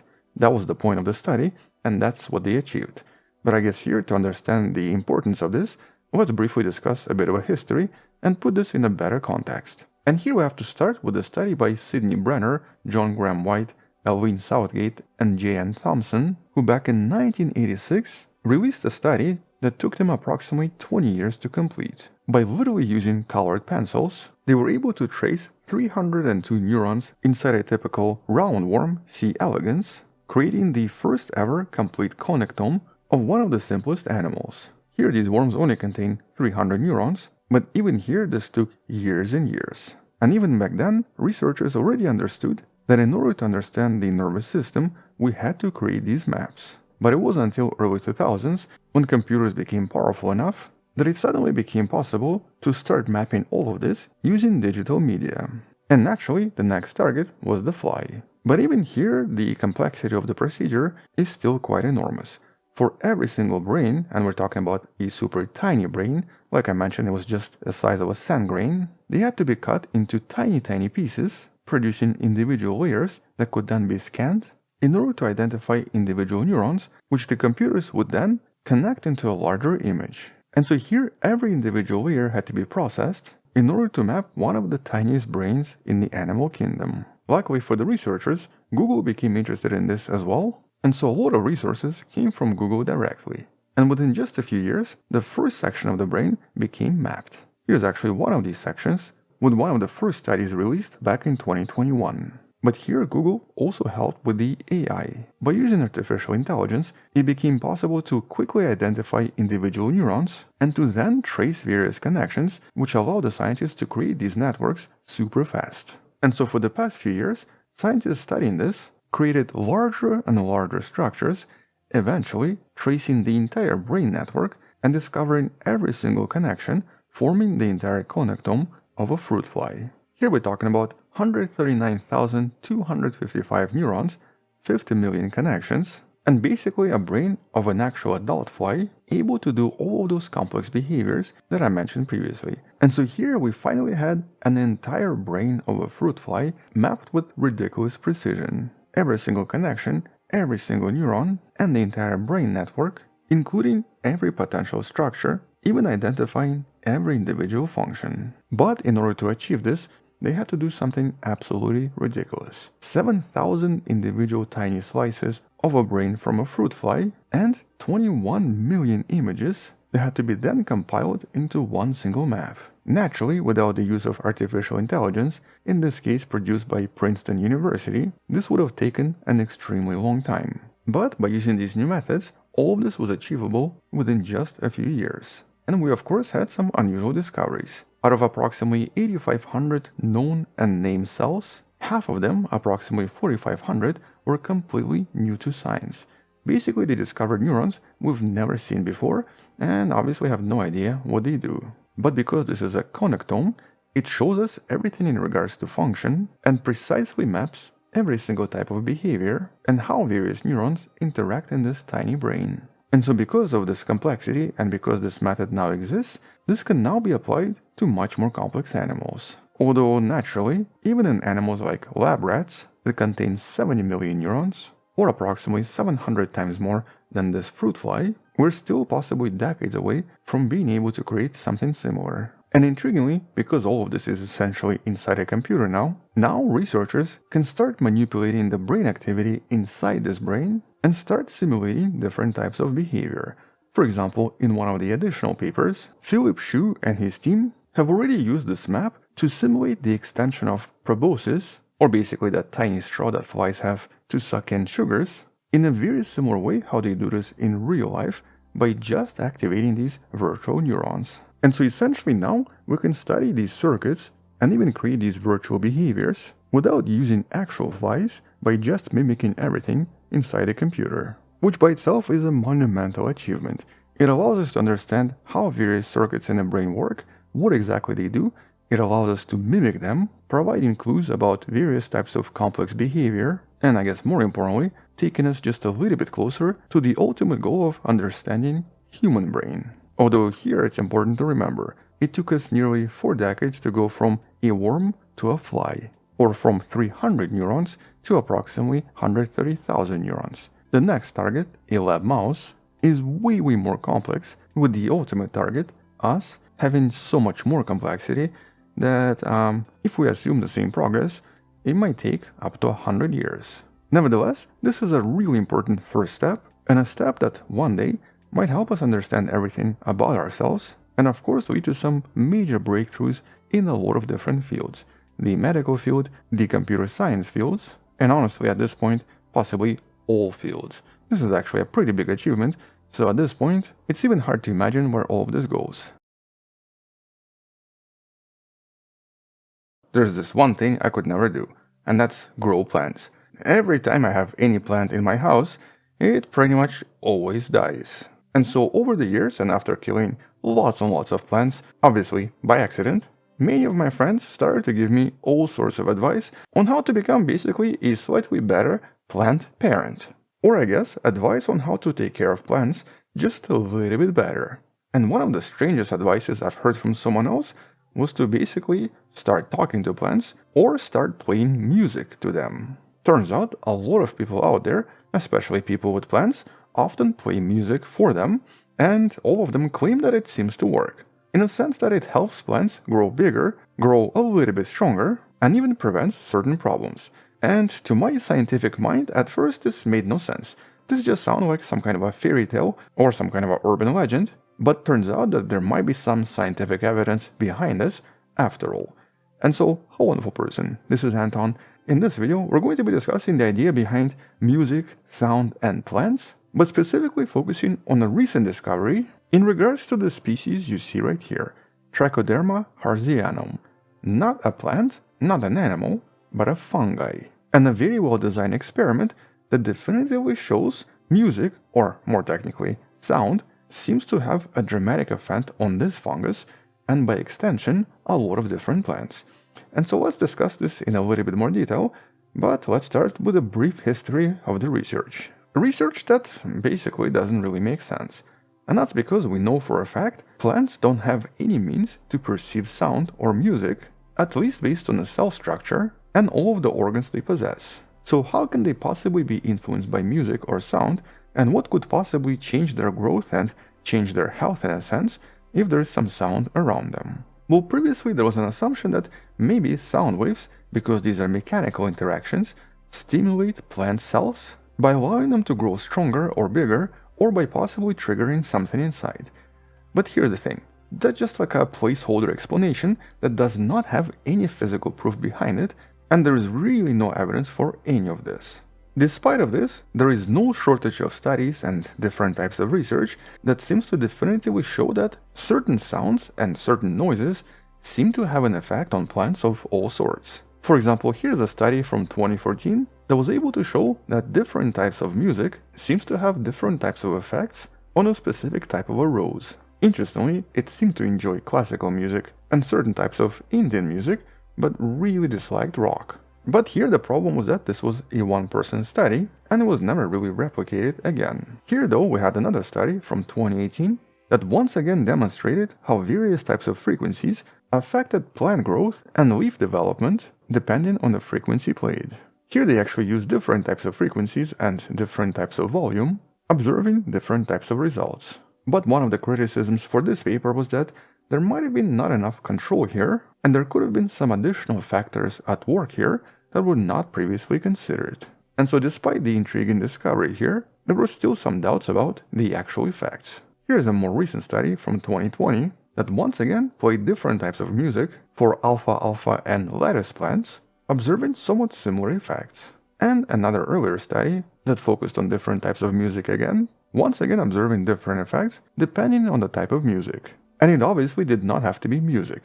In this particular study, researchers focused on specific frequencies and observed how various frequencies seem to have different effects. But once again, the setup here was not actually controlled very well, and so in some sense, all of this could be really explained through some kind of an additional factor that was not considered. In other words, without an actual explanation for how all of this works, and more importantly, why this works, all of these were super intriguing discoveries, but they could actually have entirely different explanations, with the sound and music just being some kind of a coincidence. But then there was actually one intriguing study that did find one specific effect. And in this case, this study even provided an extremely detailed and specific explanation. This involved flowers, and specifically pollinating flowers, that required pollinators like bees in order to reproduce. And the focus here was Inothera drummondi, with the discovery being that these flowers started to vibrate mechanically in response to the noise resembling the buzzing of the bee. In other words, the acoustic sound produced by the bee's wings would actually cause the flower to vibrate, which would then cause a response inside the flower, forcing it to produce sweeter nectar within approximately 3 minutes. And in this case, this was believed to be a kind of a pollinating response, evolved over millions of years of interacting with bees. And so in this case, one type of sound definitively caused a physical response. In other words, this flower was basically serving as a kind of a auditory sensory organ, with the vibration and the nectar response only responding to certain frequencies. With the study also suggesting that certain flower shapes might have been actually selected by evolution to affect hearing ability of various plants. Or I guess calling it hearing here is maybe a little bit of a misnomer. This is just a physical response based on vibrations, and so it would be erroneous to assume that plants actually hear anything. But they do seem to respond to a sound of a flying bee, which in some sense could maybe explain why some flowers respond to certain music simply because it contains similar frequencies. But obviously there will be no explanation for why classical music seems to help flowers and different other plants, even not pollinating plants, whereas harsher metal music or rock music seems to induce stress. Yet this is precisely what's been discovered in a lot of these previous studies. For example, higher yield of sweet peppers, cucumbers, tomatoes, spinach, cotton, rice, wheat, lettuce, everything grew approximately 20 to 30% more when classical music was played. It even seemed to strengthen the immune system of various plants, overall making these plants much stronger. But here we have to be really careful. A lot of this was still based on somewhat preliminary studies without any follow-ups, and in many cases, this also ended up promoting somewhat unusual claims. For example, claims that maybe plants could feel, possibly had intelligence, or that they even contain consciousness. And that's maybe going a little bit too far because there's literally zero evidence for any of this, and here we're just basically anthropomorphizing everything. Assuming plants have human emotions and human feelings is maybe not the best approach. And so for a lot of these larger claims, there is still no proof whatsoever. We need to have more tests, more controlled experiments, and most importantly, all of this has to have a very specific explanation. And, well, looks like we might have at least one explanation from this recent study. We have at least one study that controlled everything: soil, temperature, sunlight, and was able to discover something really intriguing. And here we had a very specific experiment. This is based on a study by Jake Robinson and his team. And the setup was pretty simple. Here we had an isolated container with plant pots receiving sound as something inside of them grew. But the focus was not plants.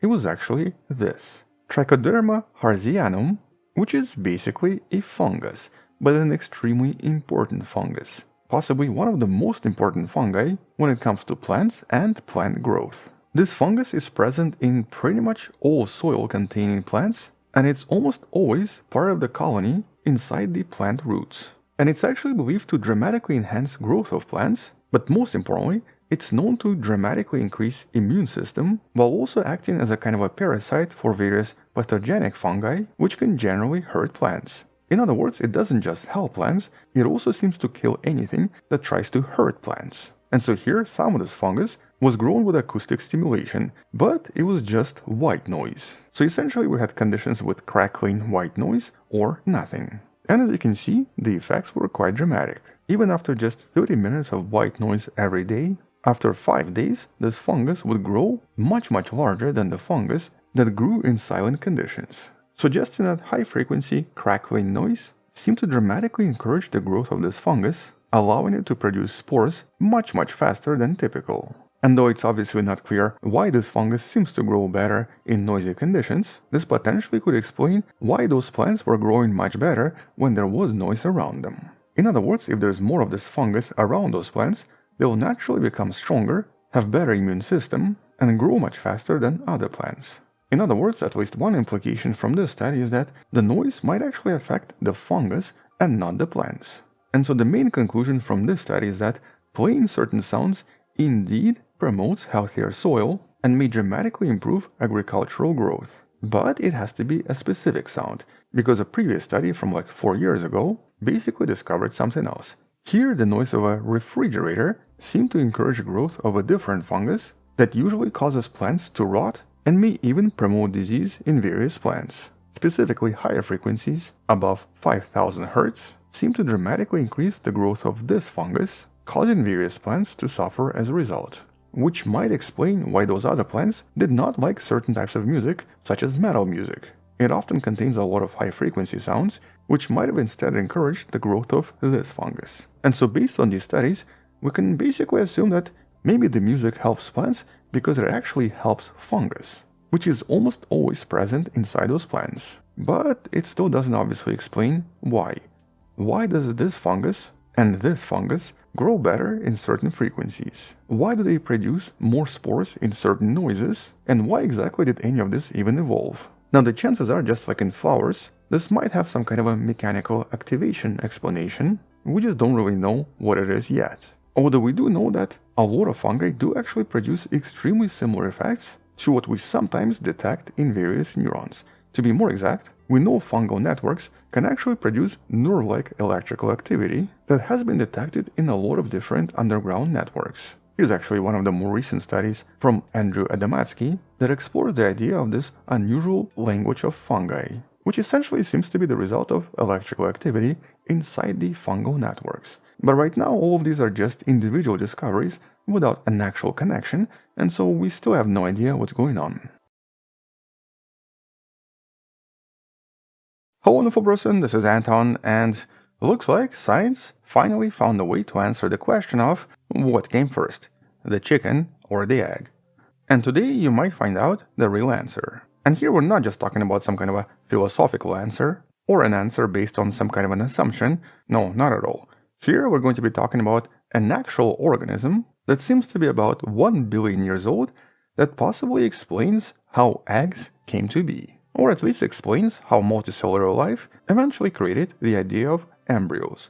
And so let's talk about this in a little bit more detail, but I guess let's start with some definitions. And I guess first let's start with eggs. Eggs can be defined as a type of a vessel that's usually grown by an animal in order to be then fertilized and in order to then create an embryo. Here's actually a really cool image, basically showing us a really large variety of different types of eggs. Here we see things from birds, reptiles, and even butterflies and moths. And some of them have really bizarre shapes. And so within these eggs, we expect a development of an embryo that's eventually going to turn into an animal fetus that's then supposed to survive on its own. And we know that a lot of different animals usually rely on eggs. For example, different types of arthropods, different types of mollusks, and even quite a lot of vertebrates except for mammals, suggesting that this is an extremely successful reproductive strategy. And in case you're wondering, the largest egg in the world is not from an ostrich, it's actually from a whale shark. These are usually at least 30 centimeters or 12 inches in length, but usually stay inside the shark's body with the baby hatching inside the mother. But because this is such a widespread strategy, and because so many different animals seem to use eggs, naturally the question is, so how exactly did this form? And more importantly, did this process start before animal formation, or did animals already exist and the eggs somehow developed later? So literally, chicken or the egg, which one is first? And to try to answer this question, first we have to understand what these eggs are basically for. Once the egg is fertilized, it starts the process of cell division, which is normally called cleavage, and during this process a lot of division takes place without an actual growth of an organism, and instead resulting in what's known as the blastula, a collection of cells with a large hollow in the middle that pretty much all animals seem to go through. And so because all eggs seem to go through this process, this is actually something that unites them and something we can use to then try to figure out where all of this started. And even though this is something we expect from basically multicellular organisms, turns out this process of blastulation also appears in at least one unicellular organism as well. And today we're going to be discussing one such organism that's actually kind of unusual, somewhat unique, and provides us with somewhat important answers. And so, introducing Chromosphaera perkinsii, a somewhat strange microbe that existed on Earth for at least 1 billion years that actually seems to do something similar. But first, so what exactly is this? Well, this particular species is part of what's known as Ichthyosporea. Here's actually another organism that's been previously found in the Arctic. And Ichthyosporea are a very small group of single-cell eukaryotic organisms that pretty much all seem to be parasites of fish, although sometimes other animals as well. And so most of these unicellular organisms are usually parasites. But turns out that not this one. For some reason, Chromosphere perkinsii is not a parasite and prefers to live in the oceans buried in the ground, surviving on all sorts of stuff that's usually on the ocean floor. But because this is a eukaryote and not a prokaryote, this is not a bacteria. Technically you would call this a protist, and so it's actually not that different from our cells, possessing quite a lot of complexity. And though in terms of the actual lifestyle, it's not really that different from other bacteria, what makes it unique is how it reproduces. For some reason, during reproduction, it actually assumes a very similar shape to an animal embryo. In other words, once it actually starts its reproduction process, instead of just dividing into two cells, here it possesses an unusual behavior where as it divides, these cells start to coordinate, forming a larger cluster, which eventually forms a shape extremely similar to a typical blastula. But here it starts to act as a kind of a colony. As a matter of fact, there are at least two distinct cell types here, with this very strange union basically existing for the majority of the life cycle for this strange cell. But once they're done, they separate into individual cells, moving to a new area and restarting the cycle again. And so in essence here, they go through a very bizarre cycle that seems to always end in a multicellular colony that resembles something that we usually find in a typical egg. And once this blastula stage is almost complete, it's basically able to create two separate cells, one that's moving and one that's not. And as you can imagine, the similarities with what happens inside more complex animals are just way too bizarre. The entire development process, and even the fact that the cells differentiate into two different types, basically suggests that this development must have existed for at least a billion years. But much more importantly, suggests that it existed hundreds of millions of years before the formation of the first animal. Or basically, egg was definitely first. Chickens came way after. Or at least, this suggests that the genetics that usually result in the production of egg-like structures existed for a very long time. Way before the production of first embryos, and way before the first animal came to be. But here there's maybe one side note, with the side note being that this is just a bizarre organism for a typical ichthyosporian parasite. It's the only one that forms these unusual colonies, and it's also the only one that's free-living. And so here, one explanation is that maybe this is actually some kind of a direct ancestor or some kind of a sibling to various types of modern complex animal life. But on the other hand, maybe this is just basically a mutant.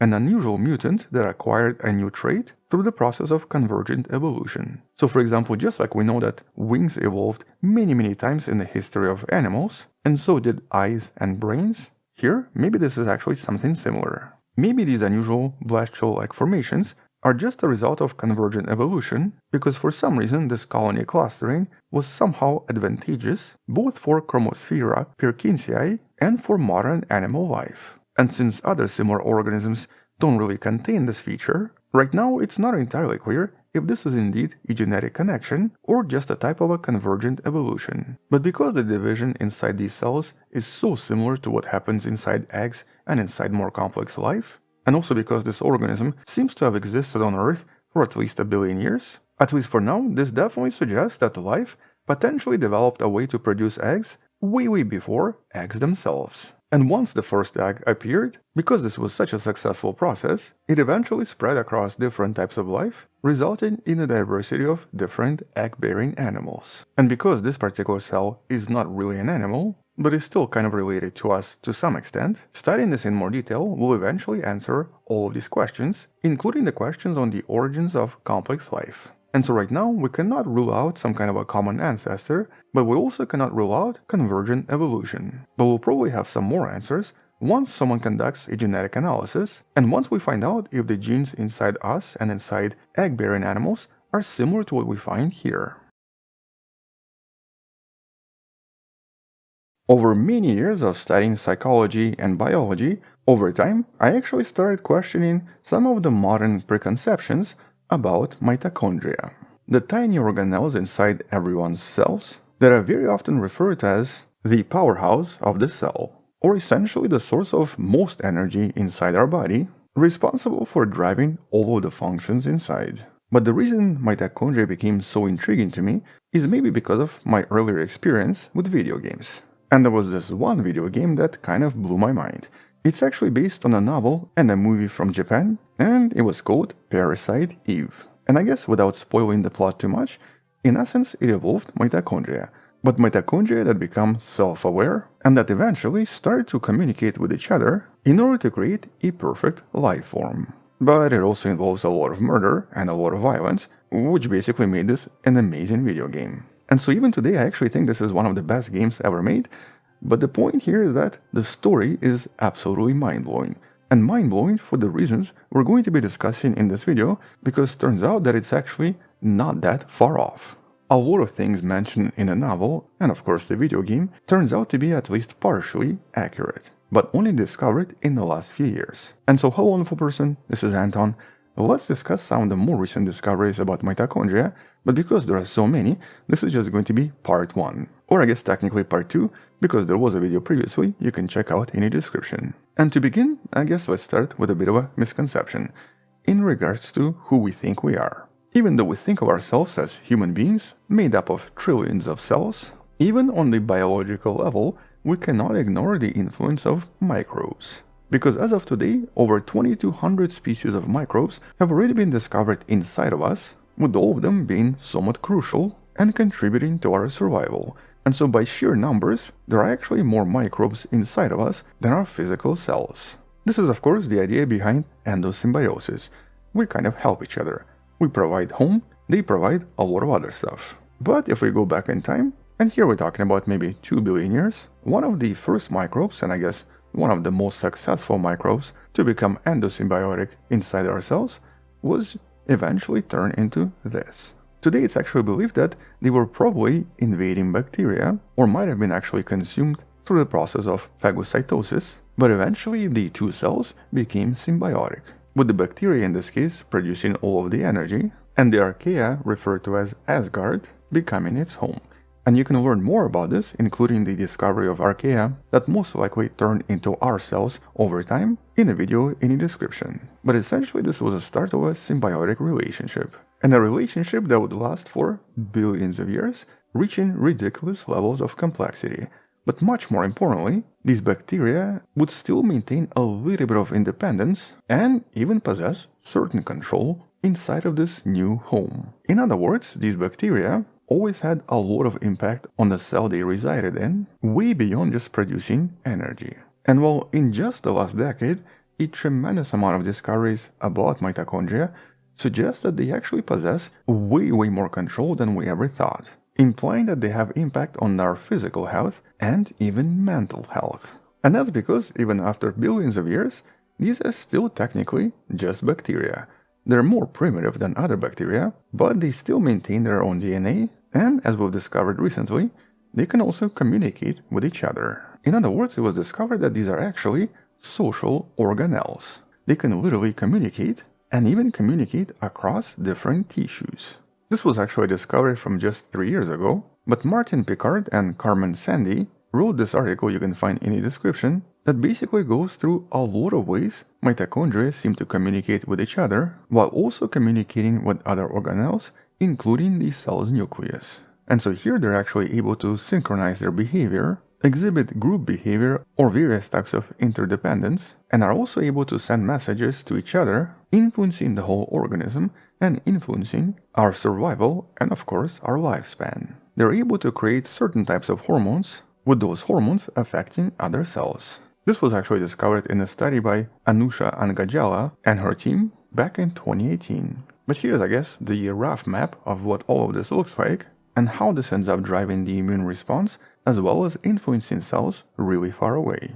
But these signals also seem to have effect on other cells and even cell development, as in they actually communicate with other body parts, sort of guiding what those cells eventually become. And so in the last 5 years or so, lots and lots of studies discovered a tremendous amount of effects mitochondria seem to have, influencing learning, memory, cognition, and pretty much every mental and neurological affliction, and even various psychological states to some extent. And though it might not really make sense at first, it all makes sense when you put this in perspective.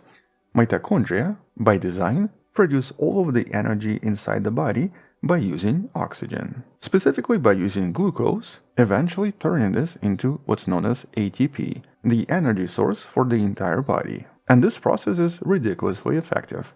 Much more effective than anything else like fermentation, but it's also extremely demanding, requiring a lot of oxygen. And well, if you ask yourself what needs oxygen, it's of course mitochondria. But how do you deliver oxygen? Well, our body over billions of years developed two ways: hearts and lungs.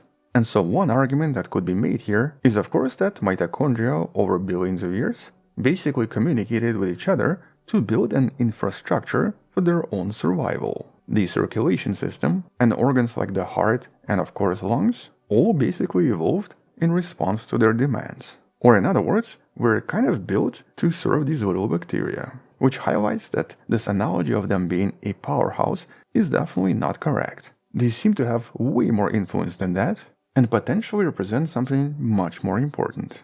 For example, we know that they can also technically destroy their own cell. In other words, they actually have signals that trigger cell death when needed in order to save other cells. They're also responsible for producing certain hormones required for reproduction. They can actually create steroids, and those steroids are necessary for sexual development. But much more importantly, they're able to turn on and turn off the functioning inside nucleus. And because nucleus technically produces everything inside the cell, in some sense, it's actually these guys driving it.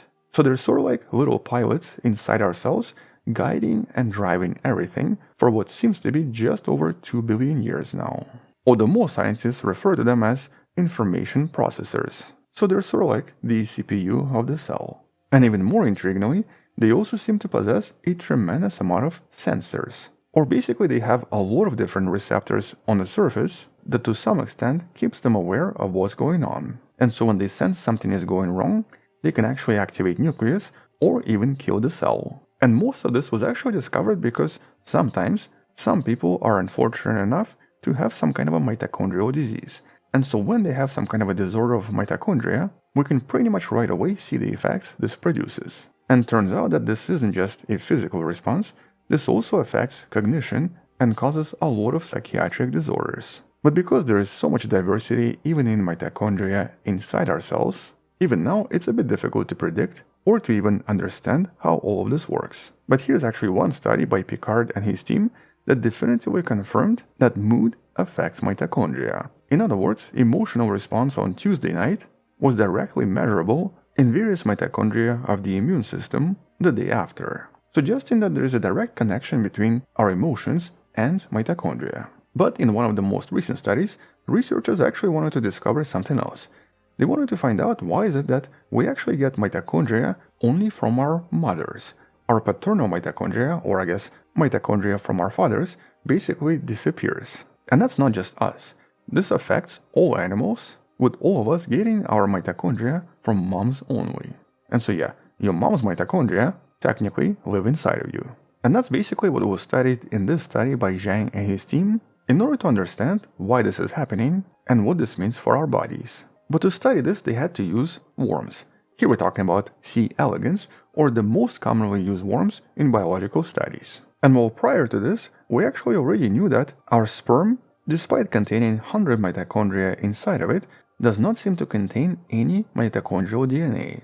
In other words, sperm, which is of course coming from our dads, only contains the energy cell, but not the way to recreate more. And the assumption was that this was maybe because the sperm cell has to fight so hard to try to get into the egg that it basically uses up all of its energy, and the mitochondria in this case are going to become exhausted or even damaged.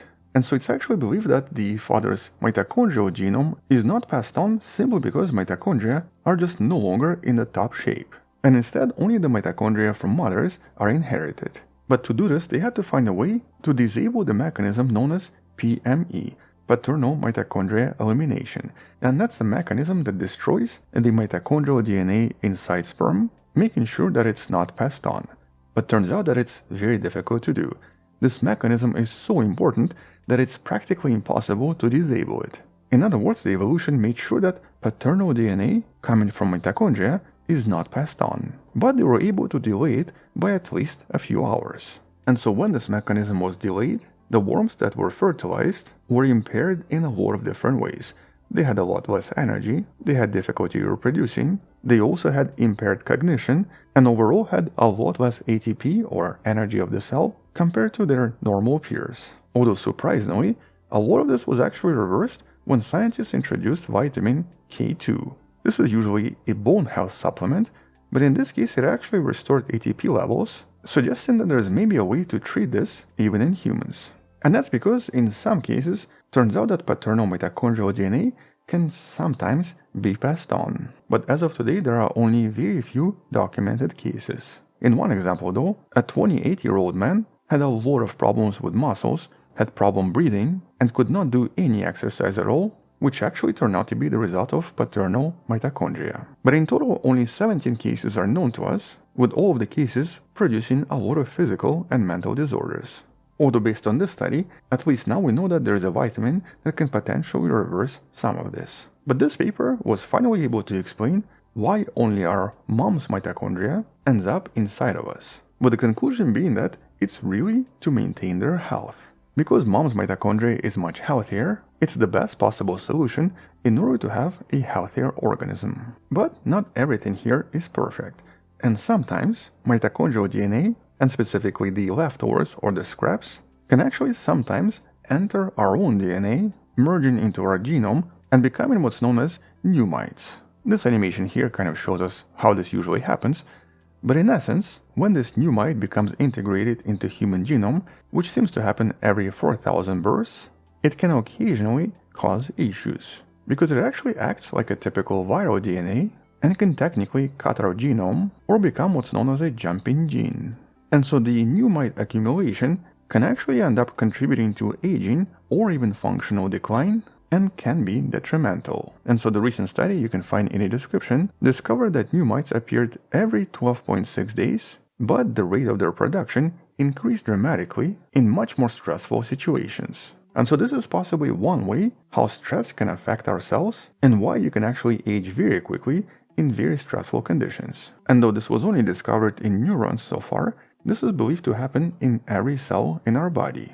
And so individuals that have higher new mites inside neurons seem to actually live much less, which is a pretty important discovery when it comes to longevity. Now we obviously have no idea how to decrease new mite production, but this is at least one way mitochondria tends to affect our cells negatively. But I guess that's the price you pay for having such an unusual organelle inside the cell. And so all of these new discoveries basically suggest that these bizarre organelles are way more influential than we ever thought. But they also suggest that there is a way to help us by helping them. For example, the conclusion from every study here is that things like exercise, spending time in the sun, and good nutrition seems to produce healthier mitochondria, which make us healthier as a result. So basically here, we're helping ourselves by, I guess, helping them. In the last few years, we've discussed quite a few incredible discoveries in biology that point us just a little bit closer to answering questions about the origins of life on planet Earth, and specifically trying to figure out how it all started, how it evolved, and how tiny primitive bacterial cells eventually became super complex organisms like us, containing trillions of cells working in unison. Now some of these videos you can find in the description below, but today we're going to discuss a relatively recent discovery that actually focuses on something maybe a little bit different.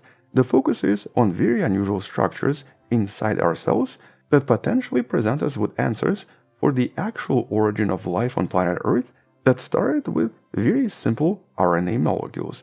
The idea we sometimes refer to as the RNA world hypothesis. But before we talk about all of this, let's actually discuss what exactly these unusual structures are and why it's only really in the last 2 decades that we actually finally realized their importance.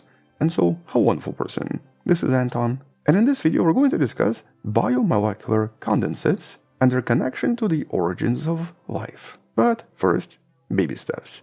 So, here's a typical cell, and specifically eukaryotic cell. And as you might have learned from biology classes, one of the main differences between bacteria or bacterial cells and eukaryotic cells, which is what we're made out of, is basically the presence of organelles, various structures covered by their own membranes responsible for individual functions. This is the famous mitochondria. That's technically one of the most important organelles, responsible for the production of energy and basically the control of everything. But you can learn about this in one of the videos in the description. But in general, in the last few decades, and specifically as of 2022, researchers officially confirmed approximately a dozen individual membrane-bound organelles in a typical eukaryotic cell, which basically means that inside the cell there are these additional tiny cells, each with their own membrane and each with their own function. And that's of course what we usually learn in a typical biology class. But what we don't really learn is something that was discovered in just the last 2 decades. Apart from the dozen organelles covered by membranes, it turns out that there are also organelles not covered by membranes. In other words, they're known as membraneless compartments, or individual microscopic compartments that seem to also contain various functions, but that don't actually have their own membranes that would differentiate them from one another or separate them from cytoplasm inside the cell. And originally they were actually discovered back in the 80s and kind of made no sense.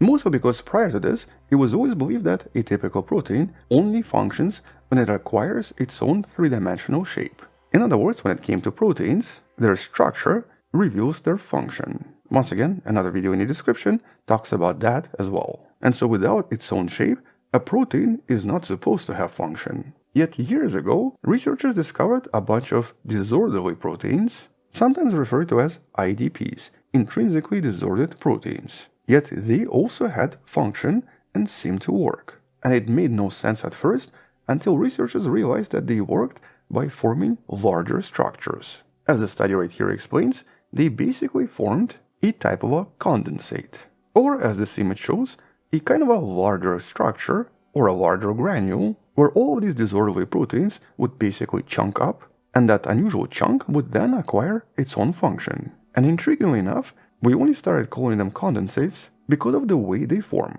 They literally condensate inside the liquid. Or, in other words, they go through a kind of a phase transition, turning into individual solid objects from previously liquid objects that they used to be before. And in these 2 decades, researchers discovered over 30 of these membraneless biomolecular condensates, all possessing their own structures, their own individual functions, and all forming in a kind of a similar way, just naturally through the process of condensation inside the cytoplasm of a cell. But even today, they're basically entirely surrounded by mysteries, because in most cases we don't really understand how they work, what exactly they do, and why sometimes they appear and sometimes they disappear. But this one right here is actually super important. You can actually see that it's basically made out of proteins, RNA molecules, and even misfolded proteins, and it's what's known as a stress granule.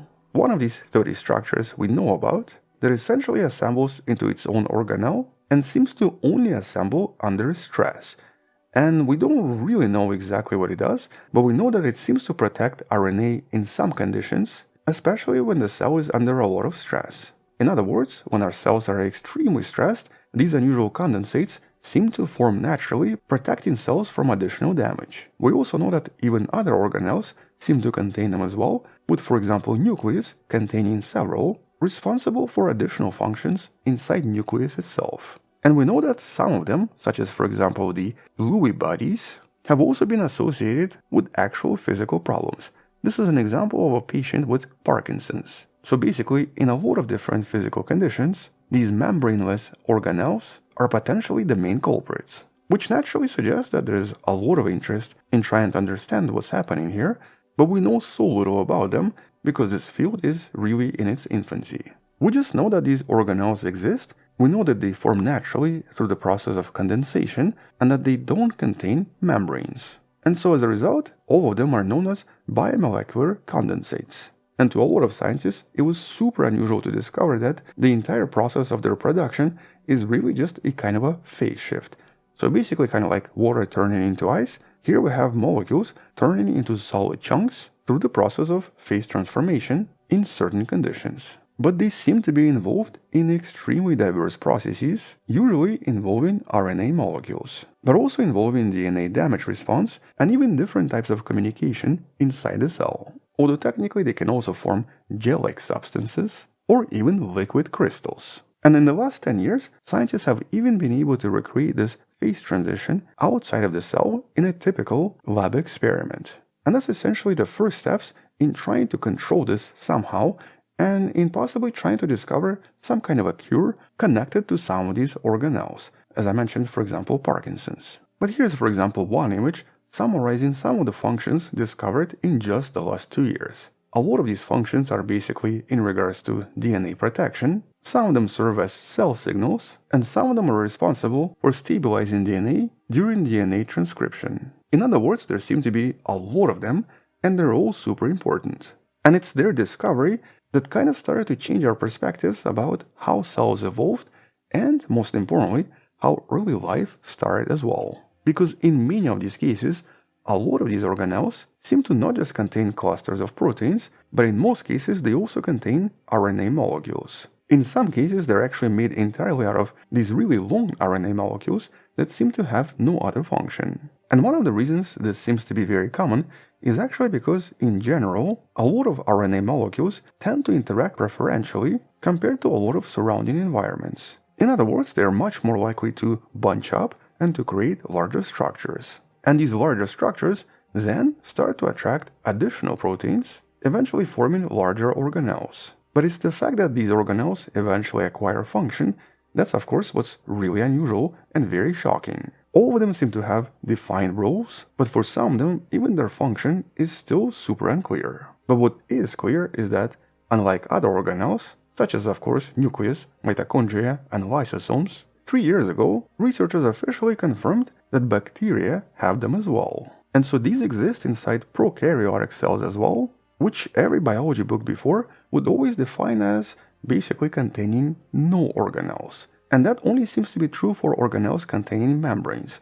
Looks like at least 6% of all bacterial proteins seem to basically form these organelles as well. Here you can actually see some of them discovered in that paper in 2021.